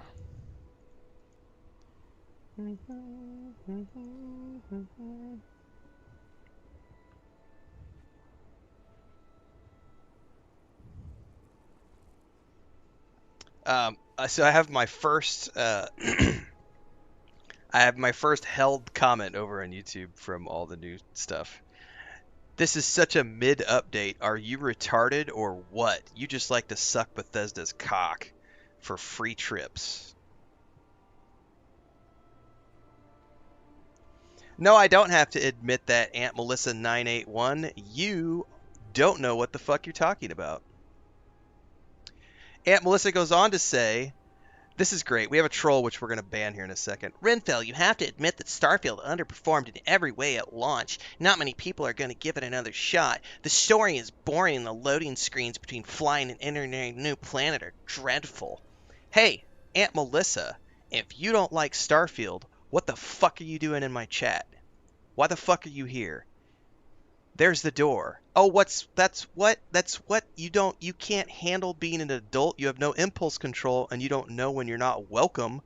Well, I'll take care of that for you, Aunt Melissa. You've been banned. Fuck off. And as icing on the cake, just wait. You know what's coming, kids. Strong hand, fist of iron, judgment falls. Hearts are crying, banhammer strikes, tears like rain, justice served, feel their pain. That's right, kids. Ban a bitch. We made it an hour and 32 minutes into the stream before I had to ban a bitch. She came in here like a gossipy mean girl. I love it when people demand that I agree with them. You have to admit that the game underperformed. No, I don't. It did fine. Are you not familiar with how Game Pass works? Because if you did, we've talked about this before. Steam chart retards. But Steam charts! My favorite was the Indiana Jones The Great Circle. But there's only 14,000 people playing the game on Steam. And then they release their report and they're like, yeah, this is how many millions and millions of players played it on Game Pass. But Game Pass doesn't count. That's not a game sale. Game Pass doesn't count because it's not a game sale. It's not an actual game sale, guys. It doesn't count. Meh. But my Steam charts. Oh, the Starfield goodie bag. Did I meet Todd Howard one-on-one? Not one-on-one. We went into the office a little bit, and then we did there was a 30-minute Q&A. I do have a swag bag. Hang on. I forgot to show this off. This is courtesy of Bethesda. So, really cool swag bag, which has the image. I said Tim Hildebrandt in one of my videos, and I meant Greg Hildebrandt, but it's got the artwork from Greg Hildebrandt on one side and the Starfield logo on the other. Yeah, Starfield had 10 million players the first week after release, and it did, I don't remember how many, hundreds of, since then. We got a plushie, which is like the new Millie Lab pet. And there's also supposed to be something coming in the mail, but I don't know. I haven't gotten confirmation. There was another thing that we got at the event that was something that they were kind of concerned about us bringing it home on the planes because of what it is. So I got a Starfield sweater as well, which I probably won't wear very often because it's not very hot where I live or cold where I live. But I did get a Starfield sweater as well.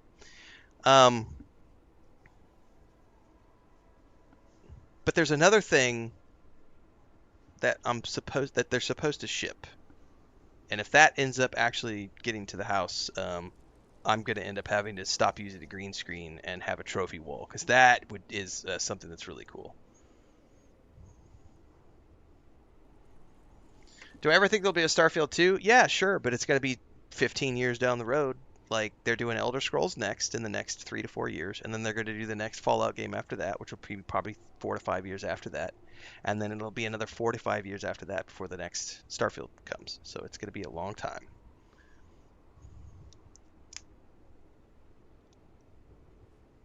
How is it getting back into travel mode? Not fun. So I left here at 4 o'clock in the afternoon, took a 3-hour ride up to the airport hotel, checked in and went to bed. Did not sleep very well. Got up, was at the airport at 6 a.m. I was at the airport at 6 a.m. and then got home. I was at the hotel in Maryland at 11:30 p.m. So it was a very long day of travel, 2 layovers, 3 flights. I live in the middle of nowhere. And then I went to sleep, slept until about 5:30, woke up. The event started at like 9 a.m. for Bethesda, and we were on site from 9 a.m. until about, I think, like 4 p.m. or 5 p.m. And then we went back to the hotel for like an hour, and then we went to dinner and had a dinner with everybody. And then I turned around, got to bed at like 10:30, and woke up at 2:30 for the return flight. And didn't get home until, I think I left, my flight was like 7 in the morning, and then I got home at like 12:30 at night. So it was a very long, 4 days of no sleep, and I was exhausted, and my eyes hurt, and my back hurt, and my legs hurt. My leg injury, which I haven't had any issues with for about 8 months or so now, my leg injury was not happy with me from all the air flight seats, and it was like, ooh, yeah, I'm old.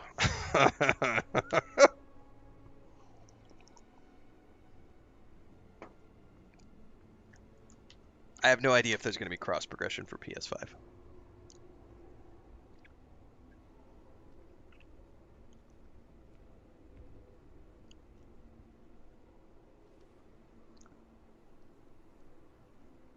I probably won't travel again for a while. I've already gotten multiple invites, but I don't feel the need to go. It's going to be very, I won't just get out of bed for anybody. Like, it's got to be a company that I really give a shit about. I just want to see him again. Or you got to pay me a boatload of money. But if he had plans, one of the two. He kept me in the dark.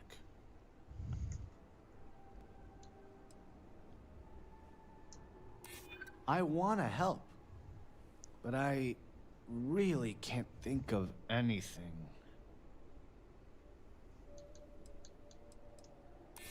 I wish I could tell you there was. Wait. I think I remember something now.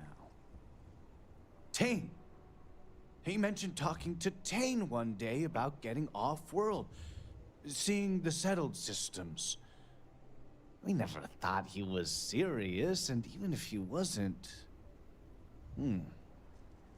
Tane still might know something. This is my Starborn character, yes. Tane's a regular. I'm sure he'll be by any minute if you just want to take a seat.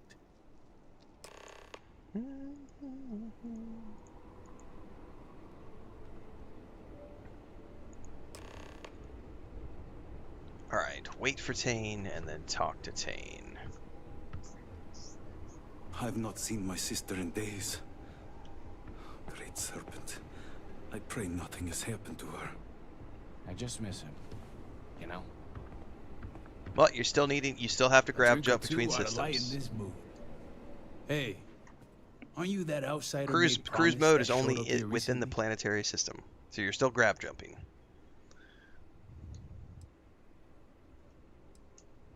Oh wow. You really bought yeah, in, huh? everybody was cool. I didn't. Oh, you know what? You guys, there was a It's couple hard of to good get into questions the there. whole giant snake thing. Let me get past this, and then Chris is bringing me a sandwich, and then I'll answer. There was 2 questions. Don't let me forget the questions. One was, were the other content creators cool? And then someone asked me a question about how was the vibe at Bethesda, and I want to answer that as well. No, está bien. Gracias. Thank you, Chris. Could you bring me my the new vitamins that you bought me? Thank you.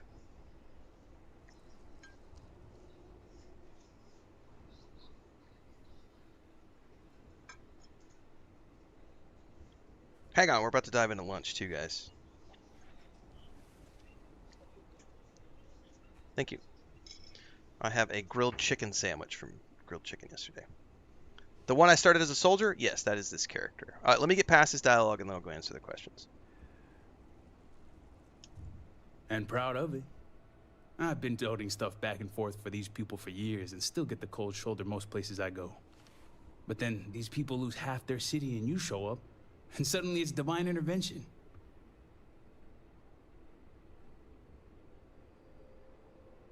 So I've heard. You got something about you, that's for sure. Anyway, enough about that. What can I do you for? That's so. Well, I guess that depends, Vindicator. Who wants to know? Oh, sure. You just show up out of the blue and suddenly want to know where to find House Vathal's #1 son? And I know he wasn't lost to whatever ate up half of Dazra. Plenty of people have seen him since. Although, let's just say after what went down here, my retirement's looking imminent, and I haven't exactly been saving up for a rainy day. So if you're feeling generous, maybe we can help each other out.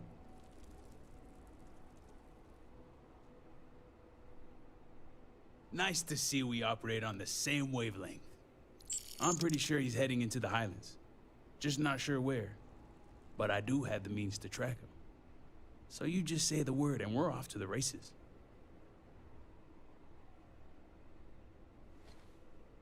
Oh no, I'm stuck on you until this is over.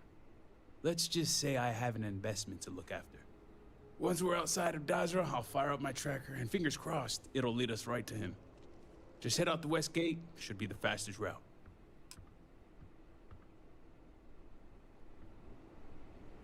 Alright, I guess I have to take him. All So, your patience. So there was a question that was asked a few minutes ago, and I kind of forgot to answer it. Someone asked, I don't remember the exact wording of the question, but something like, what was the vibe at the studio? Like, what was the vibe at Bethesda? Honestly, I don't remember her name. She is the lead production lady on, like, she oversees production for all of Bethesda, and she's been with the company for like 20 plus years. And I cannot remember the name of... Is it Angela Bowder? No, that's not her. Is it?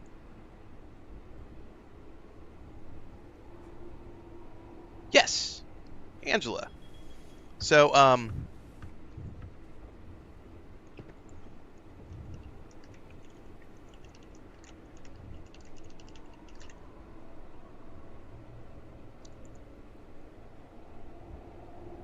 I think this is the right person.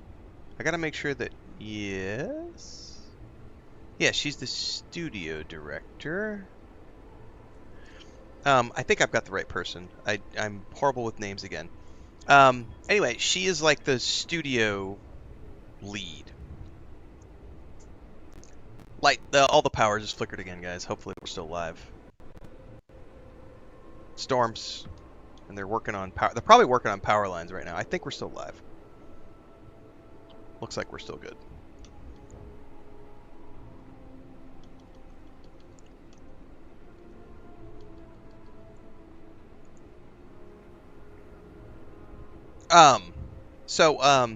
She was the one who did the tour of the studio, and honestly, like, she was super cool. Like, we had lunch with her, and she's just a really personable person. But the vibe that I got was when you start to talk to because we met a lot of people. I met Bo from PR. I met Cami, who's the influencer manager. We met Angela. We met Todd. We met Tim Lamb. We met Emil. We met all the big leads on Starfield, and then I met John, the creative director of Fallout 76. Met a lot of people, right? And the vibe that I got, like, everybody I was meeting are people who have been with the company for 20, 30 years, or in some cases more than that. And you can see very much how everybody at Bethesda, they promote from within. So a lot of other companies, they will recruit outside talent. And Todd said this there's a 30-minute Q&A he did, which I will be doing another video on later. In that video, he was talking about the fact that Bethesda keeps a pretty tight, I think it was said about 500 people or so across their studios. Whereas a lot of other studios who are in the same space as them have 1,500 people across, 7 or 8 studios. They keep a pretty tight crew, and they do obviously hire, but in terms of leadership positions, and it's pretty much, from what I saw, it appears to have been, it's all people who have grown up with the company and who have worked on many, many projects. And Angela talked about how the trophy wall, which I'm going to be showing off in my upcoming video that's coming out later today, the trophy wall at Bethesda, she is the one who did that, and she's worked on like most of those games in her career at Bethesda, and she's the one who has done like 3 levels. There's literally 3 stories of this trophy wall going up when you first walk into the headquarters. And so there was this sense of people who are really passionate about games, who have a camaraderie and a friendship, and who are there because of the community, and they are making games for their community. And I think Todd has spoken to this a couple of times when he's done interviews about, like, we make Bethesda games. So when somebody from outside has criticized them for make your games more like Cyberpunk. We want to have open world seamless. And it's like, well, you're fundamentally misunderstanding who Bethesda is, or who the Bethesda community is, because the community is the modders and the people who have grown up with us and understand the types of games we make. And so if you look at, my impression of the vibe that I got from the people there was people who have been promoted from within and worked their way up, and who are there for the right reasons. They're there because they are passionate about the franchises they are working on. So anytime I hear this bullshit about how the game's gone woke, the company's gone woke, and it's like, it's the same fucking people building the games over the last 20, 30 years. Like, these are the same people making these games. So am I going to make a new character when the update comes out? Yep, we're going to be starting from scratch on the PS5. Now, what was the other question that somebody asked? Were the other content creators you met at Bethesda still cool? Yeah, I mean, I met, there were 6 of us. I mentioned the folks earlier today. So it was King Fanman, Bethesda, Jackson, Juicehead, Juice Cup, Juicehead, I forget his name. I don't know everybody. DJ, Mortissimo Gaming, and myself. The only person I knew of beforehand was Mortissimo, because he and I have a crossover with the RPG stuff that we've done, because I used to be pretty heavy into making guides, which is what he does. I was not familiar with all the other people. I had only ever heard of Juice. I've never heard of Jackson, DJ, or Kingman. King Fan Man. I had never heard of those guys, so it was all new people. Everyone was super chill. I think I was the oldest of the group by far. I think Mortissimo was probably maybe the second oldest, perhaps. Maybe Jackson, I don't know. But I was definitely, I feel like I was probably 10 years older than everybody. But yeah, it was a good group. We had a great time on site, and then we had a great dinner party afterwards with a bunch of the team. So it was a really fun event. Really cool event. Again, shout out to Bethesda for bringing me in, because I think numbers-wise, I might be the smallest. I'm not sure about King Fanman. I think might have a smaller on YouTube, but I don't know what other platforms he's on. But I think it goes to show that it wasn't just about, you know, the people they invited for this event were people who already like the game, or people who were passionate about science fiction games. Because like DJ was huge into, he's like a huge Star Citizen, Elite Dangerous type player. I definitely gave the game, my initial review for Starfield was meh. It's a good game, not a great game. And over time, it has become my favorite Bethesda game because of all of the content patches they've done and all the updates. So I would like to think that I got, you know, the invite because of the fact that I am a positive voice who has watched the game change and have changed my opinion on it over time. You could also call me a fanboy. That's totally fair to say. It's totally fair to say that I am a fanboy because I do love Starfield. And it is my favorite Bethesda game by the nature of it being a science fiction game, which I like science fiction more than fantasy, more than post-apocalyptic. I've said this before. So for me, it's Starfield, Elder Scrolls, Fallout, in that order. My brother lost his wife and home in the catastrophe. I definitely fanboy a little bit about Starfield, but I've been very critical of it in the past as well. So yeah, I mean, I don't feel like this was a... There was actually a moment Todd asked everybody to raise their hand if they'd ever been invited to Bethesda Studios before, and I think the only people there was like 3 people who were press who raised their hand, like 2 or 3 people that were there who had been to the headquarters before. None of us content creators had been there before. Like, it was all first timers, I believe. Like, it was all, and Todd made a note on that in the Q&A. He was like, I just wanted to point that out because we don't often invite people into our studio for these types of things. This is something different, and so it definitely felt...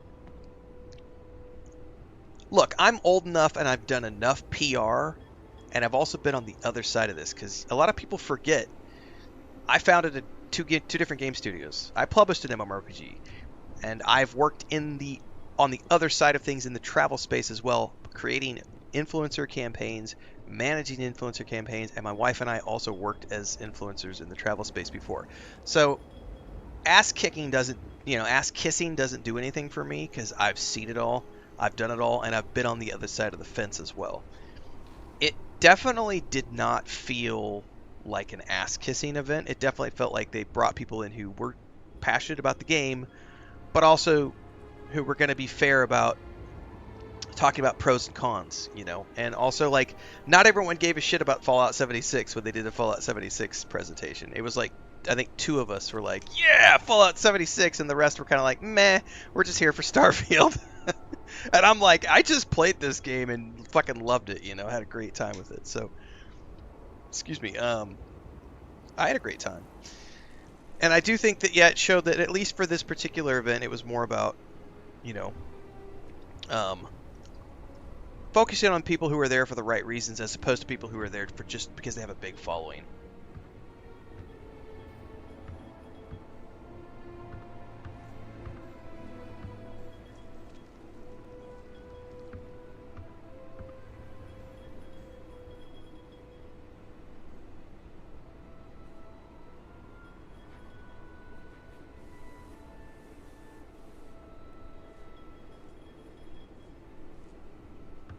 Great Serpent keep you.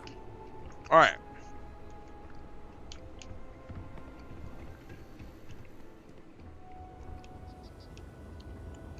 Do we have to actually go to the gate?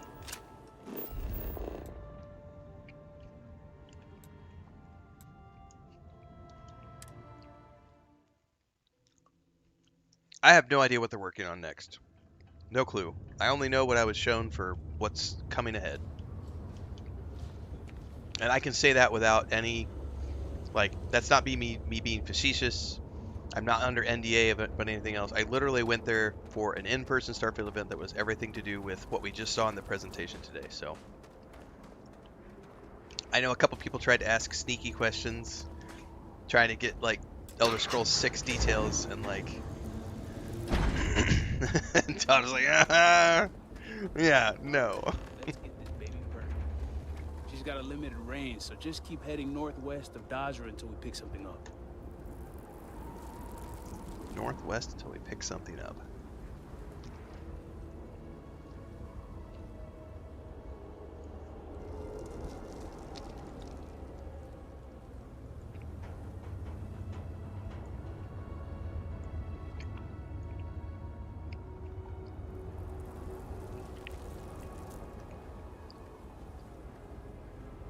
Oh yeah, I'm really excited to see what it's going to do on the PS5.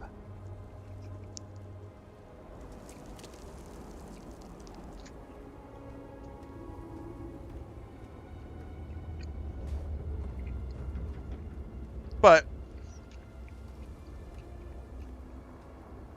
you already know the people who don't like Bethesda are already going to come up with a whole bunch of reasons why the game is going to... It still sucks. It's never going to get better. It doesn't matter that it came to the PS5. It's still a failure. It's still slop. It's just... We talked about this last night, I think it was. You know that scene in Avatar? When the Na'vi are shooting bows and arrows at the general in the ship when he's blowing up their tree, and he's literally just sitting there drinking his cup of coffee and laughing at like these little primitives shooting bows and arrows at him. That's how I feel about any of the trolls who bitch about Starfield. They're literally like little primitives with their bows and arrows against like this massive game that is successful whether or not they exist or not. It's like, okay, bitch, please cry harder. Here's some tissue.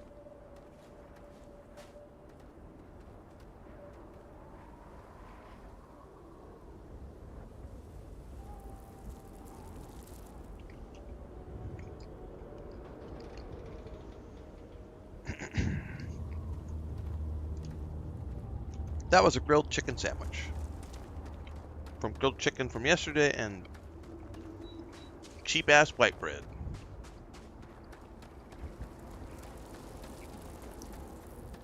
Oh, I guarantee you our favorite candle lighting individual is going to make a big post today. He may have already made a big post. He may have done a stream.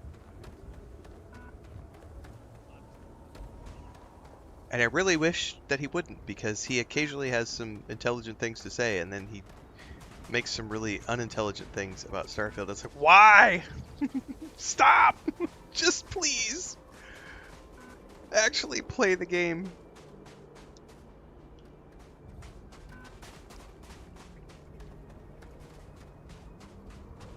$5.13. I have something for you.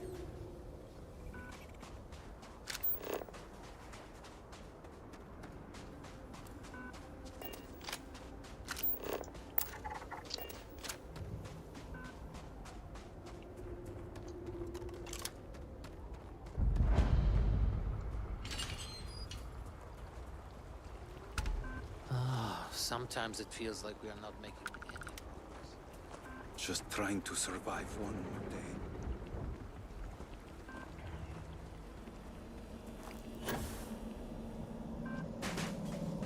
I feel like we're not going in the right direction. 435 is still remaining strong. 414. Can you fly ships in Starfield? That's one of the core design loops. Building ships, flying ships, modding ships, stealing ships, finding ships, getting ships from quests, taking over pirate ships, space flight, space combat, and a whole new slew of features in the upcoming Free Lanes update. More information in the video I just published on YouTube a little while ago.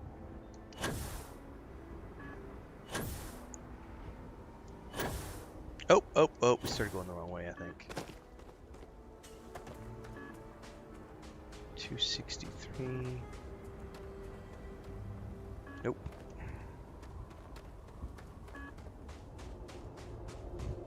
are there no dragons in Starfield? Starfield bad, right? Oh, yeah, limited POV people are generally incels. Generally. That's why they are incels. A lot of times people think we use incel as an insult. It's not. It's just an adjective to describe people who are literally involuntarily celibate because they don't know how to interact with other people. And that's why they live in their mom's basements. It's not an insult, it's factual. They have what no creatures live around here. frame of Maybe reference something for how weird, the huh? real world works. They're miserable people and they try to make everybody else miserable. Facts, not an insult. Facts. That's like There's calling a me path here. Might be worth bald. climbing up to see That's a what we fact. find. It's not an insult. I am definitely losing my hair. I have a receding hairline, which it's not an insult when somebody tells me I have a receding hairline. I have a bald spot too. Like, it's a fact. It's not an insult. Like,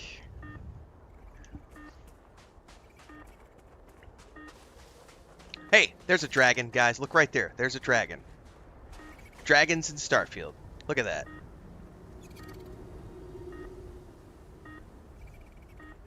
Who says there's no dragons in Starfield? Could be their uncle's basement.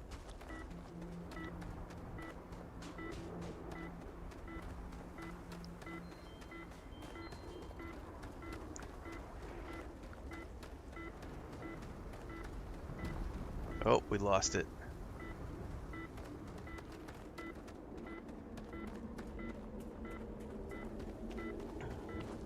Nope.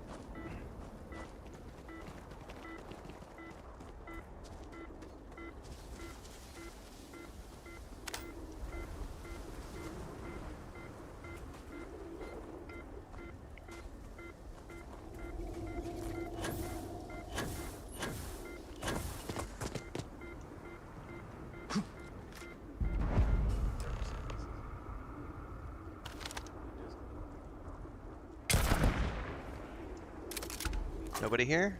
Alright. One day I'll lose myself in a wig.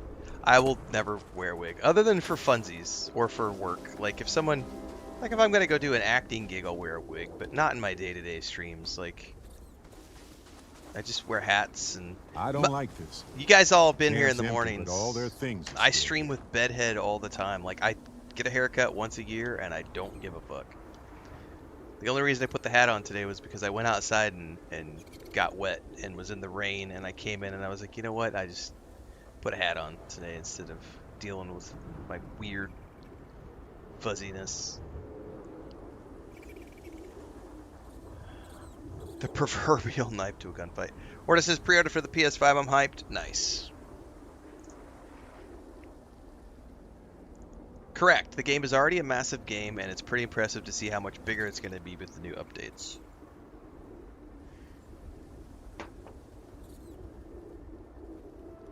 If I never hear about POIs again, I'll die happy, says Great Cat. Space Death Claws!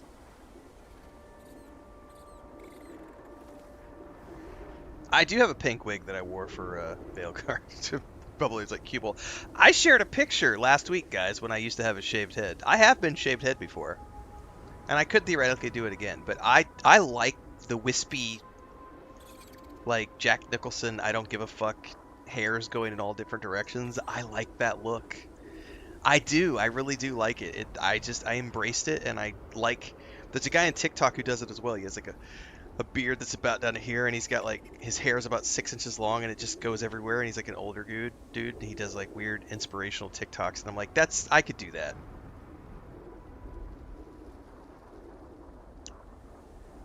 Yeah, the mad scientist look. Embrace it.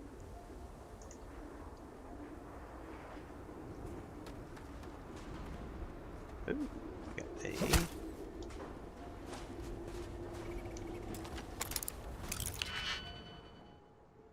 Has anybody here not seen the presentation from earlier today?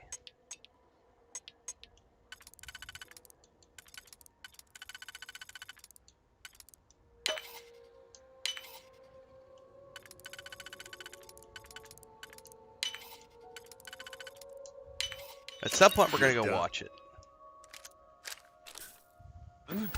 Impressive.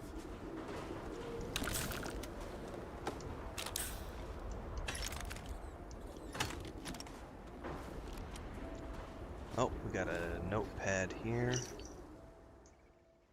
I can see, turn back my cam, think what to do next.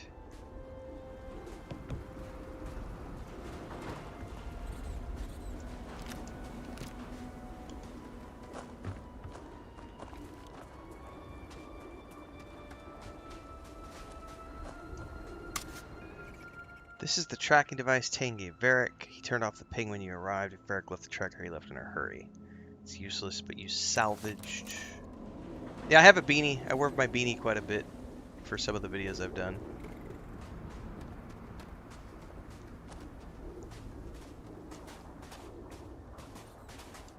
Keep your eye out for anything that might point us in the right.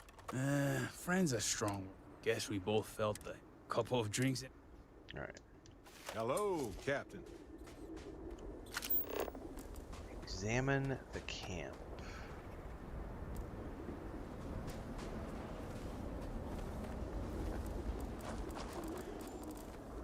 What am I? Oh, hang on. There's another pad here. Sleep, take me.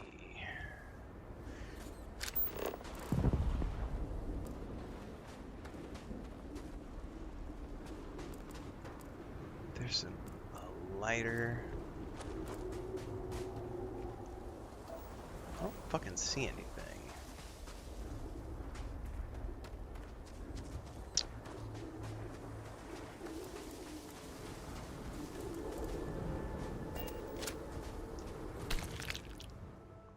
Sharp teeth and multiple eyes.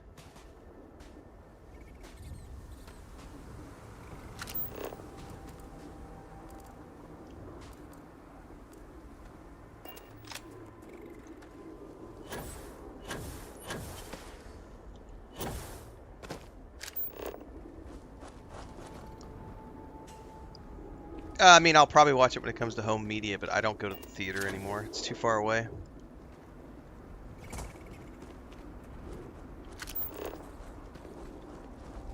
I mean, we could theoretically, but I mean, yeah, Chris and I don't go to the theater. I don't like the theater experience anymore. People with cell phones have ruined it. So we really don't go unless we know we can go to like a VIP theater, and even then, man, we just really don't care enough about it to go anywhere.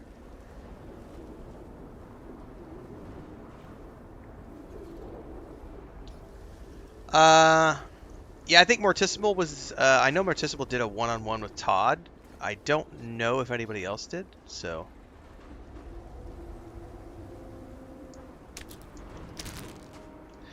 I know I was in a 30-minute Q&A, which was everybody together. So I don't know how many content creators got to go do the one-on-one. I know Morticimal did. I don't know if anybody else did. I know they did sound bites with all of us that will come out at some point somewhere. I don't know where they're going to be using those for their socials, so. It's hard to reconcile the beauty of this view with the destruction below it. Damn, what a sight. What am I missing here?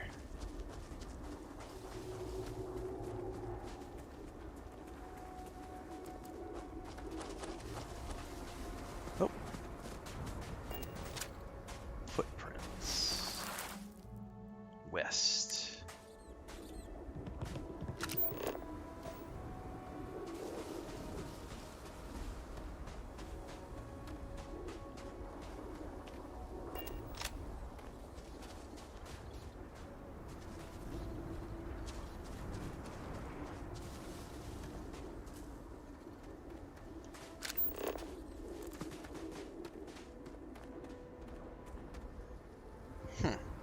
I did meet Morticimal, yep. Favorite acting gig I've done?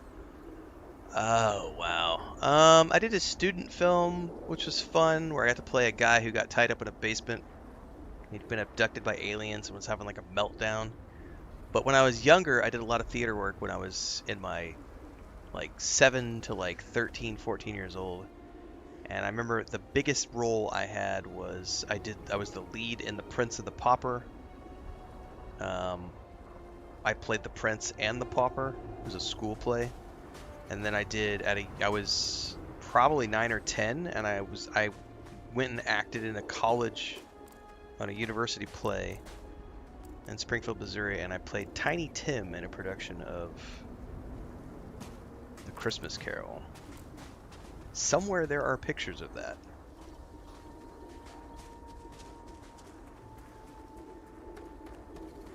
I do not know what else there is to find here in this camp.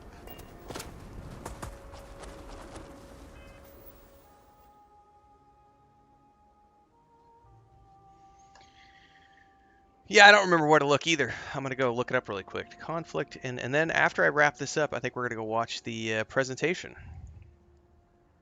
What is the name of this quest? Conflict and Conviction. And then I've got a video coming out about my studio visit.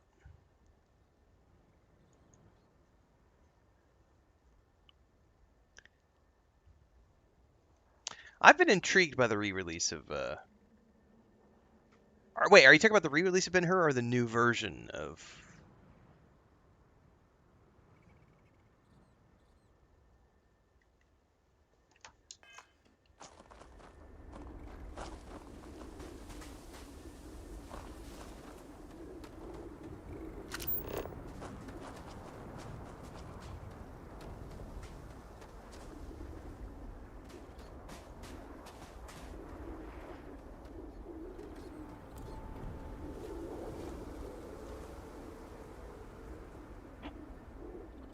Bloodstains beside the camp stove. I missed those, didn't I?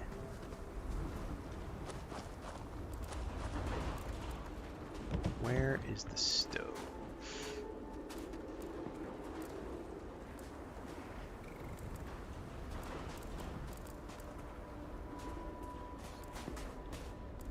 Like, I literally don't see a stove anywhere. What the hell? Oh, hang on, here's the stove.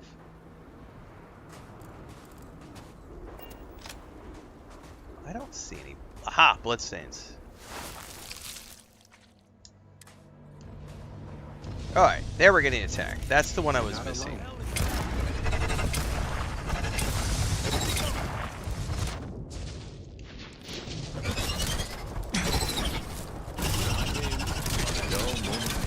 Either way, it's old hat.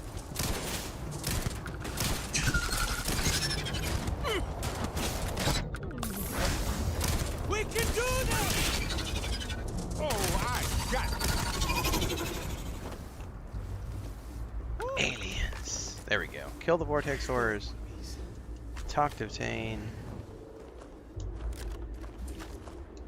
I could have done without that. All my years and all the planets I've been on. Never gonna get used to those things. The re-release of the old one. Copy that. Yep, I have a video coming out later today.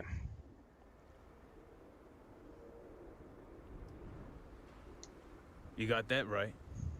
Damn House Baron. Wiping out half their city and bringing in horrors like these. At least I don't see a body around here, so I hope that means Varric's alive. You find anything?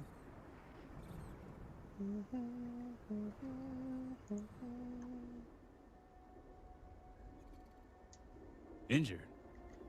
Hope he doesn't bleed out by the time we find him. Well, what's next? Varric must have fled in a hurry since his tracker's still here. So guess the rest is up to us.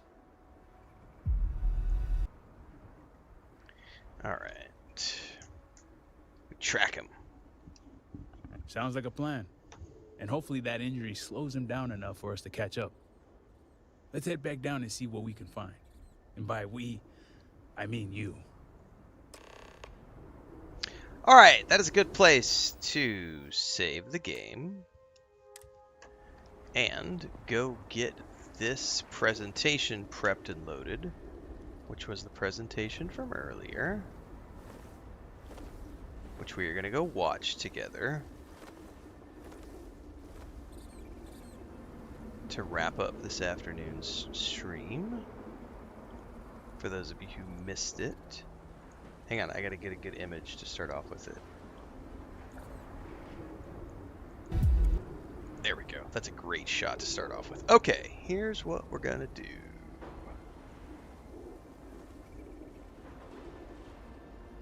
This comes over here. This becomes this. If you're watching on TikTok right now, everybody, you're going to want to head over to our YouTube, Twitch, or Kick stream, because I won't be able to do this next part on TikTok because they get grumpy about us watching things on TikTok. So if you're watching on TikTok right now, head on over there.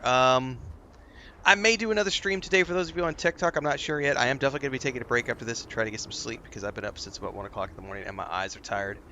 If we do another stream today, it'll be Greedfall 2 later today. But on the off chance we don't, we'll be back tomorrow morning for more Starfield and then Greedfall 2 tomorrow afternoon. But I don't yet. So just if you're watching on TikTok right now, get over to YouTube, Twitch, or Kick.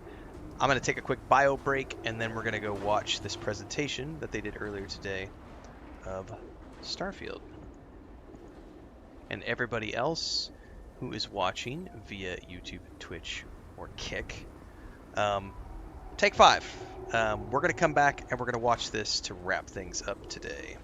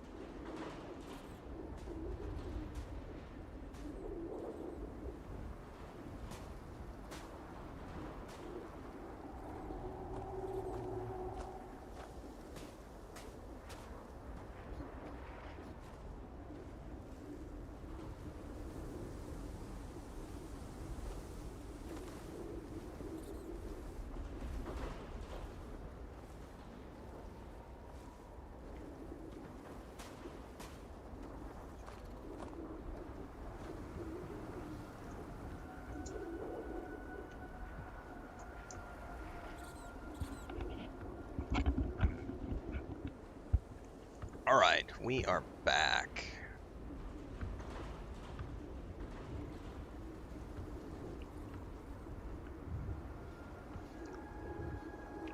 Oh, I should probably shut the Xbox down since we're not going to be doing that. Shut that down.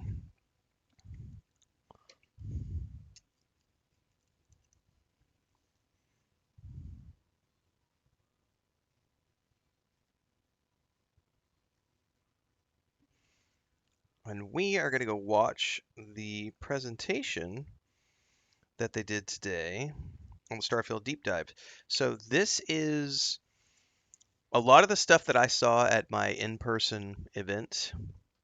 Bethesda flew me in on the 11th, along with a handful of other content creators, to check out the upcoming freelance update as well as the Terra Automata. But of course, as we've been talking about for the past couple of hours on stream, there's a lot of additional details that I've already shared with people in a couple of additional videos, if you haven't already watched those videos.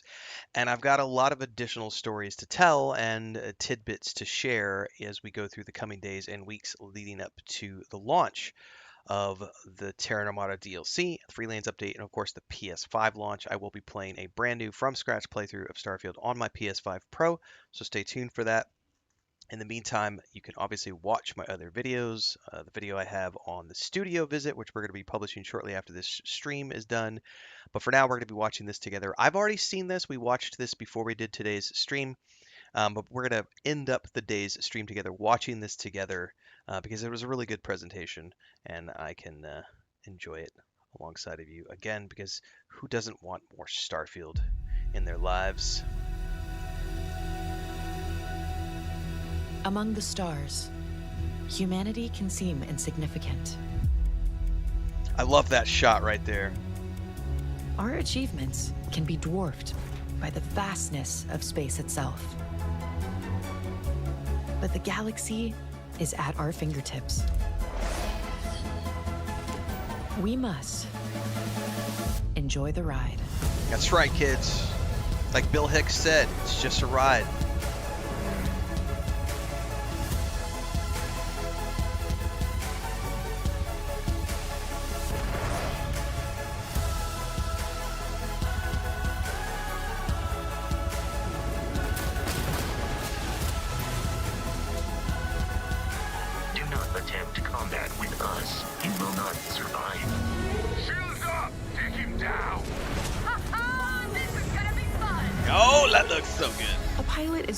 Capable as their starship. A ship only as useful as its crew.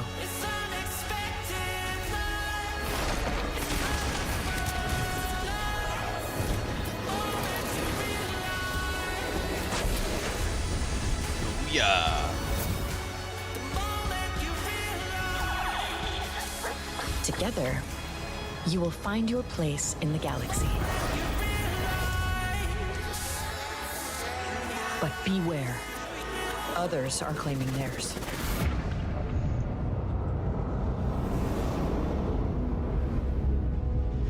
By the way, we're gonna watch the Terra Automata DLC trailer here in a minute too. When we're done with this. You have forgotten who you are. We shall remind you.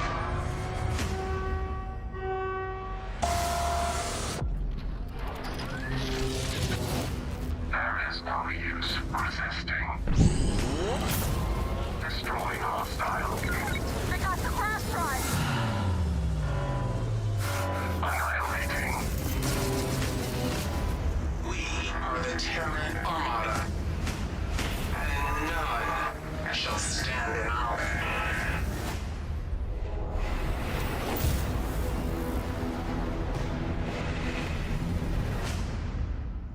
Booyah! Trackers Alliance, which just launched today. 4 new targets, 5 new targets, I forget. And then the Terran Armada and freelance updates are coming on so April much 7th, since launch. along with PS5 launch.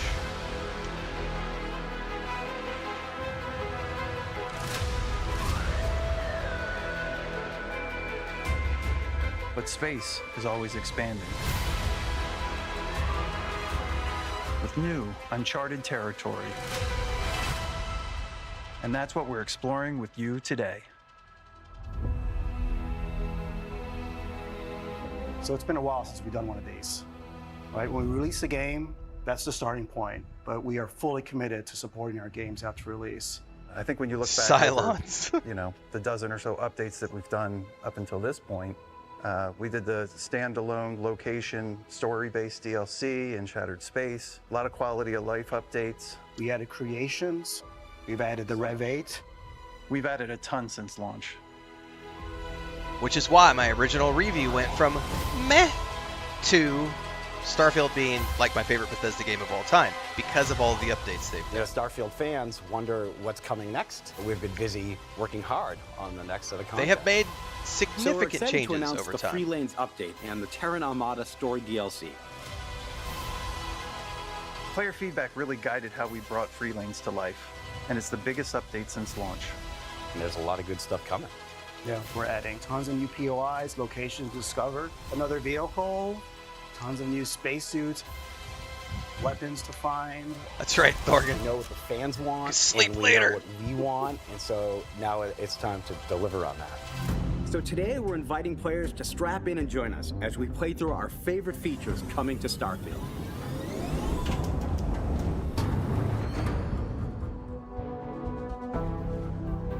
Interplanetary exploration is what Free Lanes is all about. It brings more to discover, giving players all new experiences mid-flight. So something that they don't show in this video that he touched on during that Tim Lamb showed us when we were doing the presentation at Bethesda. If you go back just a second, there's these, and if I'm not mistaken, that's what.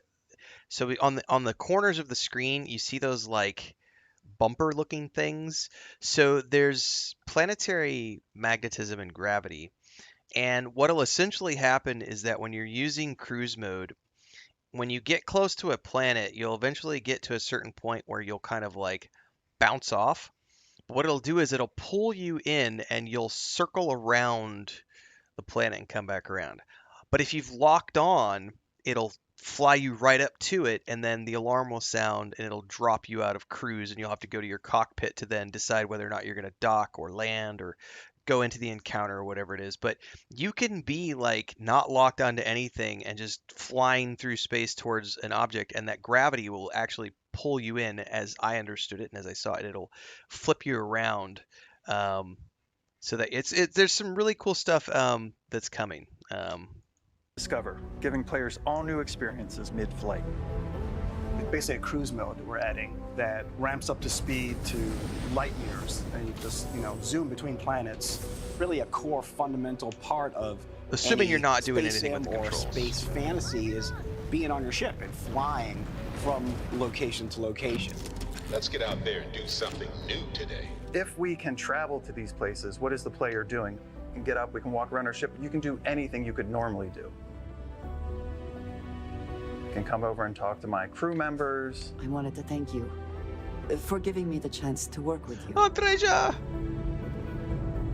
You can decorate. Yeah, people are gonna love this. So what just happened there? Was that an interdiction? Yeah, that's an interdiction alarm. A unique type of encounter that can interrupt cruise mode. I gotta get back to the helm and see what it is.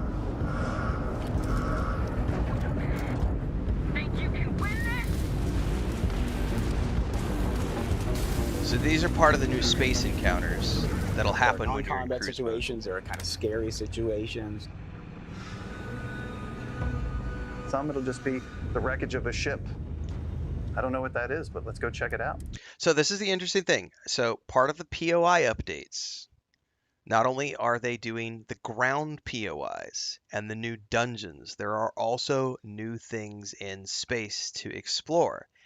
And when you're in cruise mode, you'll see things like this, and you can lock onto them from a distance, and you can literally go into cruise mode and fly towards that object and go do other stuff while you're waiting to get there, because it might be 12 clicks out, right? But then when you get there, you'll get an alarm that sounds, and you'll have to go down because your ship will automatically come to a stop, and then you'll decide, okay, I'm here. Am I docking? Am I landing? Are we exploring, investigating? Are we going into combat? Like, there's different types of encounters. Some of the encounters are going to be things that we've already seen before, like the school bus on the field trip, like the husband and wife that are arguing, like that kind of stuff. But other things are going to be new, that are introduced with this update. Really looking at the vast breadth of science fiction and space sims and what you can do. With any luck, the cargo they have on board will make this worth it. With free lanes, we added X-Tech. And it's sort of this mysterious new resource that visually it has similarities to some of the Starborn architecture. And you can use it to enhance your ships, but also like your weapons as well, right? Yeah. You can go out and you can find X-Tech, and you have an opportunity to roll for a chance to get that legendary effect that you always wanted. I always like. So I want to explosive. point this out really quick, because this is something that they don't really touch on in the video, but we called it out earlier. If you look over here on the right where it says rerolls 4, reroll legendary modifier, and then it says reroll 4. So the way this works is, I think it was 5 is what he showed us in the hands-on demonstration. So what you do is you need X-Tech and credits, and what this allows you to do is it allows you to put a legendary tier modifier on your weapons. So, and there's multiple tiers that you could do. So you have to do tier 1 first. Then after tier 1, you can do 2. After tier 2, you can do tier 3. After tier 3, you can do tier 4. And I think there's 4 or 5 tiers. I don't remember exactly how many tiers there are total. But the way this works is you have an amount of rerolls that you can do where it's an RNG system. So there's a list of like a tier 1 legendary. There's a list of possible tier 1s that it could be. And you're going to use X-Tech and credits to roll for an RNG on that. However, there is a limited amount of rolls. If you roll 4 or 5 times or whatever it is the maximum and you don't get the one that you want, you can then just go ahead and choose whatever you want from the list of tier 1s. But it is an RNG system up front until you've spent enough X-Tech to where the system is like, all right, you know what? You've tried 5 times. You didn't get what you wanted. Go ahead and pick. Then it unlocks tier 2. That unlocks tier 3. That unlocks tier 4 until you get to the maximum, which I believe the last one is the one where you could just pick without needing to roll for it. Chance to get that legendary effect that you always wanted. I always like explosive. I'm going to roll until I can pick explosive. So now we have this top tier Grendel that I could have found in the game. But and that wasn't enough. So we added X-Tech is RNG, so it could be found anywhere. So just by exploring the world and doing content and doing combat, you're going to be looting X-Tech and finding it all over the place. So just play the game, you'll get lots of X-Tech, just like you get credits and other things. 2 new quality tiers above advanced. So we now have a superior weapon quality, and then we added exceptional on top of that. So for those higher level players, there's still more things out there for them to get. These are specific effects to really customize your weapon from legendary to exotic. Reckless, for example, magazine size is reduced to 1, but damage is increased, so it's great for sniper rifle. I mean, there's a couple that really sort of stand out. Let's take a look at them.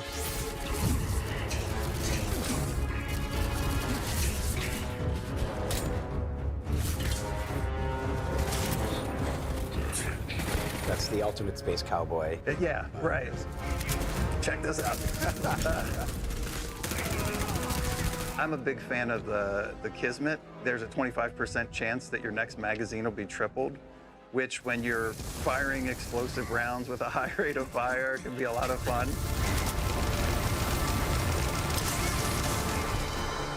We did add a fair amount of skins. There's always fun. Yeah, the Constellation skin was very popular. Get over the So we load decided to screen, add it's it Mad to Rush. A bunch of different weapons. Get And over we it. had Every Neon game has skin, them. which can appear on a number of weapons. Stop we crying also about them. added ship modules. Get that a better enhance machine. your It ship's won't matter. abilities. Take cool My favorite screenshots. is probably the evasive stealth drive. When you The game boost, uses your you'll also screenshots. become stealthy.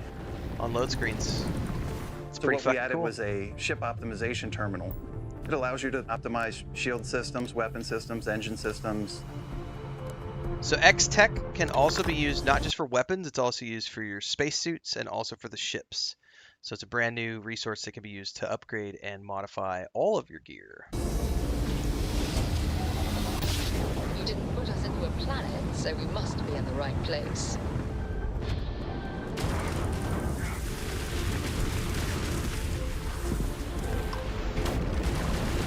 It's a lot of player expression, and I think X-Tech. So yes, you just caught that, the stealth tech. So you know how previously the Starborn ships were the only ones that could stealth when they were moving around in combat? You can actually do that now. So you can add that tech to your ship, and now when you go into boost mode, it will stealth your ship just like the Starborn vessels that you fight, which is really cool. Allow you to do that in a way that you couldn't really before. Let's talk about how we improved Outpost for players. Yeah, we have this great new all-in-one module. Comes fully furnished. You could just plop it down on a shoreline, like here in Gagarin. Get a great view. And you can still decorate it any way you want. You can customize it. You go change everything up if you want. But one of the more practical things that we added was a shared outpost container. This was a huge request. Like, if you build this at your outpost and you load it up and you build it at another outpost on a distant world, that you have access to that inventory. And that's all shared between any place you build that container and any outpost anywhere. We added Colony War Hero action figures. These are like bobbleheads in Fallout. Yeah, people are gonna love this. This reminds me so much of the type of action figure playset that I had when I was a kid. They function as sort of like the collectible Vault Boys do in Fallout, where you find an action figure and it gives you a passive bonus. For example, the medic makes sure you can heal quicker. Yeah, there are sealed and unsealed versions of them too, so there's a way to display them as well. Something unique. Oh, what's that? Who's that guy? That's the pet Millie Whale. It's like, you know, this peaceful little alien creature that is a pet. Hang on, I have a Millie Whale plushie, man. You know, just cute things to have around, like to brighten That's right, your day. it is cute things to have It gets around. lonely out there in space. We wanted to be able to quickly see where their this outposts is were. huge. And that's a case where the database came up. I mean, there are people who are going. So the database now allows you to track resources, and it will show you all the planets that you can find resources on, but you can also track organics, inorganics, recipes. You can also track your outposts and quickly fast travel to them, and you can also favorite planets and destinations as well. This is a huge thing that people asked for, that got added on top of cruise mode and a bunch of other stuff that were community driven additions to the game. So yeah, anybody who claims that they don't listen to the community is full of shit, because this is one of many things that are coming in the Free Lanes update that are directly derived from the community asking for things. This is a really big one. The storage chest is a big one. The new ships, the new weapons, the modification system, the cruise mode, the ability to go through the Unity with stuff. They're going to talk about that in a bit. Stay tuned. Going to love this because it's central location for everything. You can look at what you have there, you can track it right from there and go get more of that if that's what I'm looking for. So much easier to find the resources you need throughout the galaxy. It's huge quality of life upgrade. Oh, for sure. After you have all the artifacts, this mysterious prototype schematic will show up in the lodge. It allows you to build this quantum entanglement device, which now lets you take inventory items through the Unity. When you go into the Unity, it is a sacrifice. But then there's the gameplay reality where I've spent hundreds of hours. I don't want to give up everything. So it's our way of recognizing that players might want to take some favorite items with them, and they can use their quantum essence to do that. It's literally a loophole to make going through Unity a little really less is. punishing. Yeah. One of the things we added was now when you defeat a Starborn ship, it awards you quantum essence.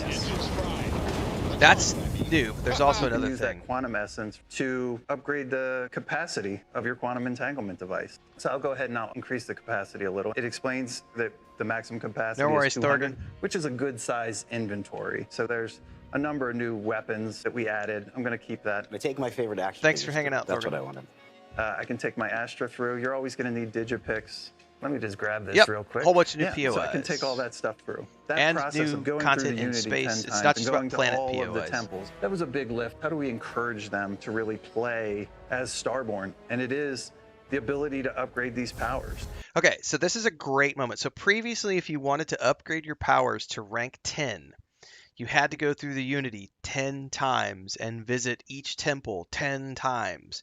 You no longer have to do that because now you can use those quantum essences that you get from killing Starborn or fighting Starborn vessels now, and you can apply those quantum essences towards upgrading your powers without needing to go through the Unity 10 times and visiting 10 times every single temple.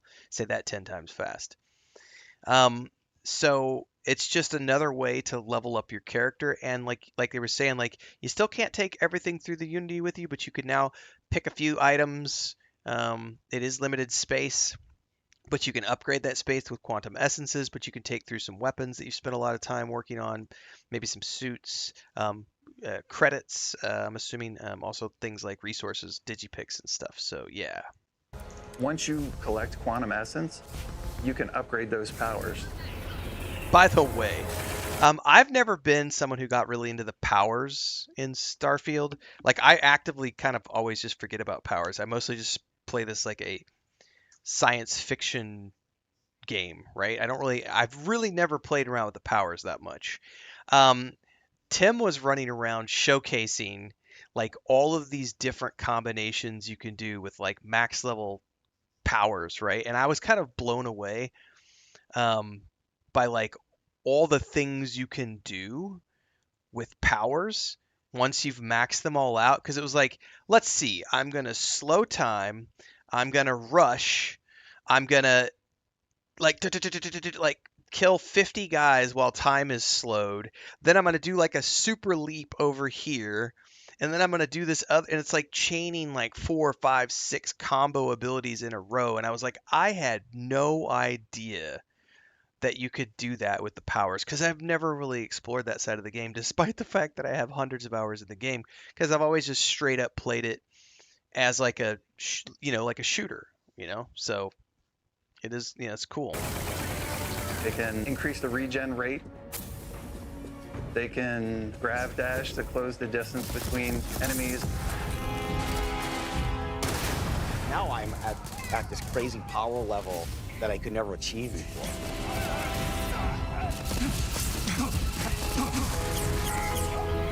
That right there. Oh, man. There's even more to Free Lanes that we haven't touched on yet. Anchor Point is a new star station, and it's where we kick off a lot of our new quests. There's a ton to discover here.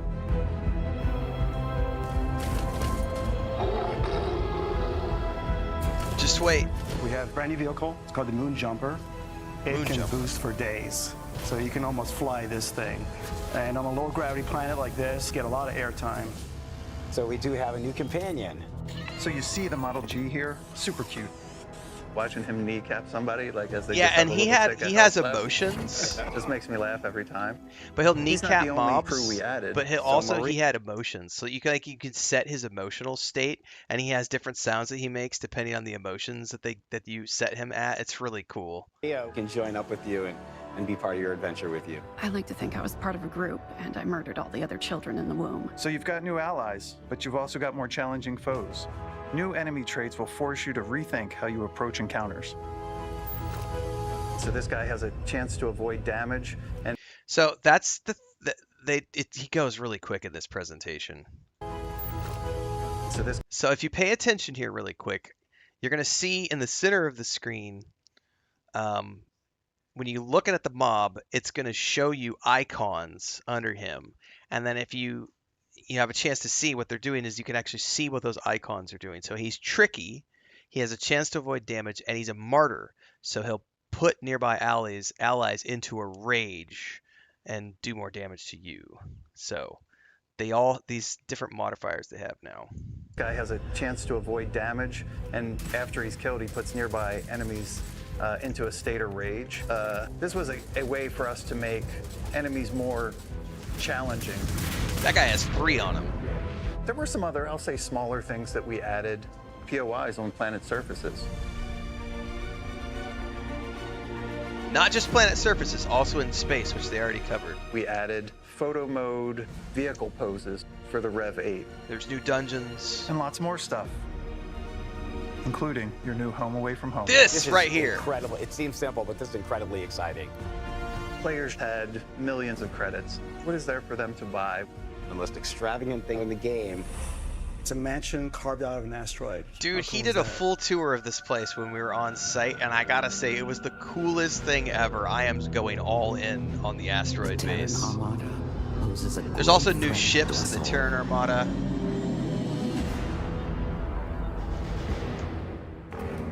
In this DLC, you'll face the Terrans, an advanced militant force with their own vision for the settled systems. So the Terran Armada is a faction that left the settled systems during the Colony War. The Terrans don't seem to be known for their survivors. It is our sworn duty to uncover their plans and put a stop to it. They had issues with both the United Colonies and the Freestar Collective. They consider themselves to be the true children of Earth. The DLC is going to challenge players to rise up against a full-on armada.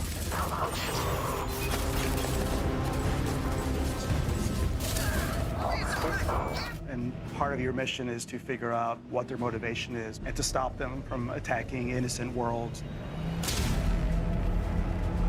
They have these mechanized Correct. Plus, troops, Terran Armada which has are new stuff. a force to reckon with. But not all Terran bots are trying to kill you. Yeah, so we do have a new companion. His name is Delta, and he is one of the Terran robots. He's not evil, but he is definitely not good. Designation, friend.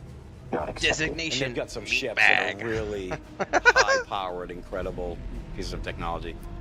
They've The new taken ships the are awesome. galactic ships and have added new modules. We went for NASA Tactical, and they have their own weapons. So that is We an got interesting feedback thing. from Hold up. teams that Somebody have had added said new earlier. modules. We went for NASA Tactical. NASA Tactical, and look, they have stairs. Someone was pointing that out earlier. I didn't notice that, and that wasn't something that they focused on during the presentation, but it does appear that these have stairs, not just ladders. So these ships are much bigger. So, yeah. Really interesting stuff. And they have their own weapons.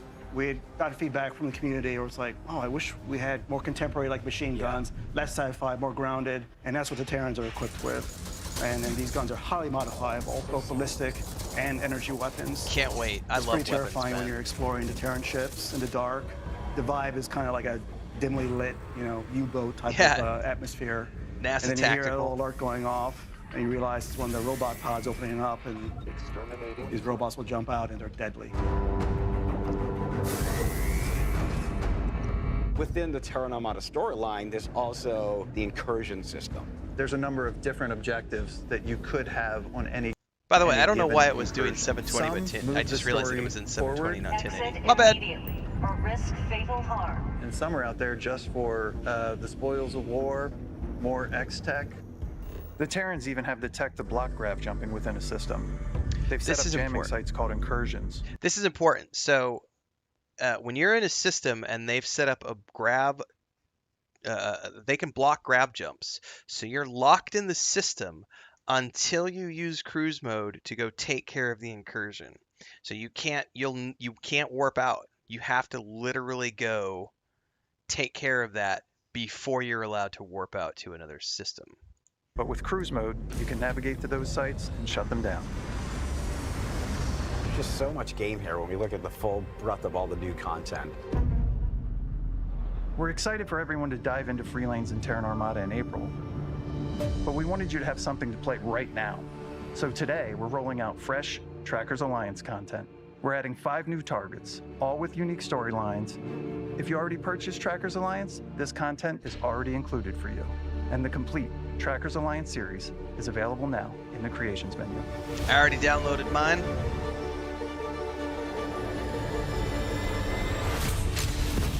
I think we're just excited as fans of Starfield to get this into our players' hands. We've had a blast with it, and we want to share it with the world. Before we sign off, we've got one final announcement. When Free Lanes and Terran Armada launch on April 7th, Starfield will officially arrive on PlayStation 5. Can't wait.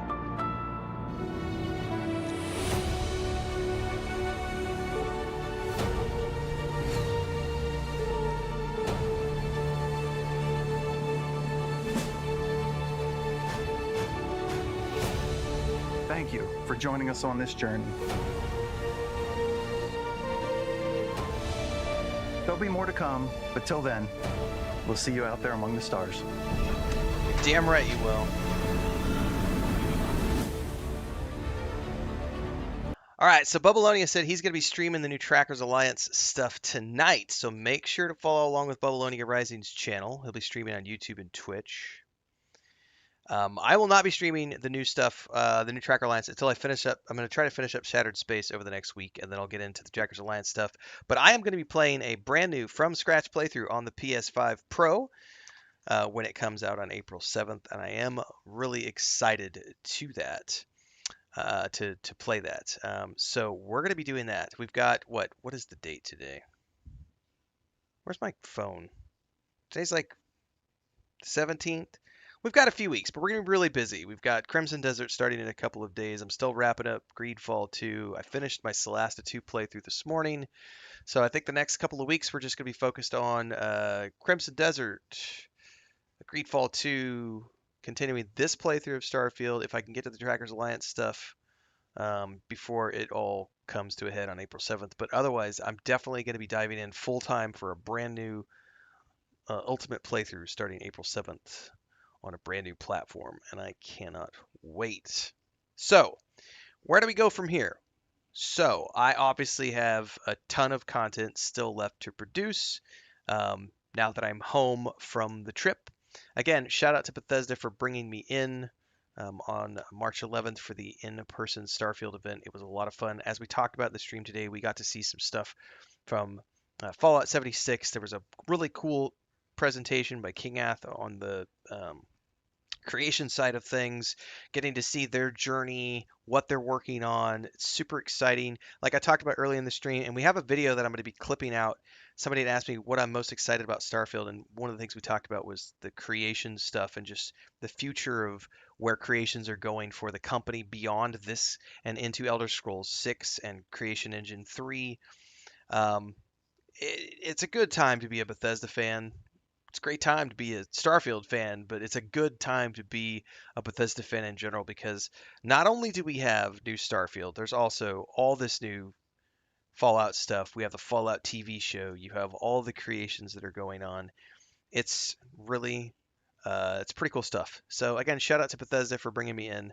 From here, I'm going to go take a break and take a nap, but I am going to be publishing a video immediately after this over on YouTube that talks about my visit to the studio. It's a little bit, it's like part vlog, part, just talking about the things we saw on site. But I have more content coming. Before we go away from that, though, were there any other videos that they launched that we haven't seen? This trailer. Yeah, we haven't seen this trailer. When they showed this trailer off for the Trackers Alliance, I geeked out a little bit in the theater. Let's watch this really quick. This is for the new Tracker Alliance bounty targets. I'm from the Trackers Alliance. We have a proposal for you. The governments of the settled systems hire us for I literally squealed in the theater when they showed there are this. always more bounties to collect.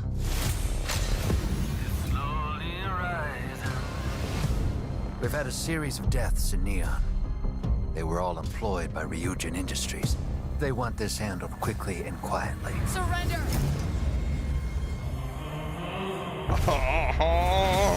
Whoever is running around calling themselves the Mantis could not be further from what that name represents. As I walk through the bones, there's a rattle of death. Threat detected. Moving to eliminate. I draw a line Boom, boom, in the boom. dust as I catch my breath. I've found these things in confiscations. You'll put them to better use.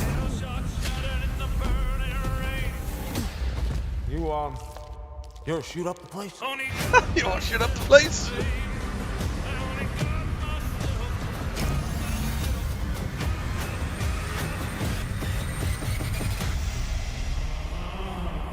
Involving bounty hunters is asking for trouble. I love it. That's right, kids. Tracker Alliance, and that's available today. If you already own the Tracker Alliance stuff, that is You can just go download it from the Creations store. Such cool stuff, guys. Let me see if I can get back to that.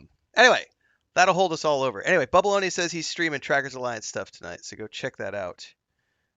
Gray's like, oops, I pre-ordered a PS5 Pro console before I realized what I've done. Oops.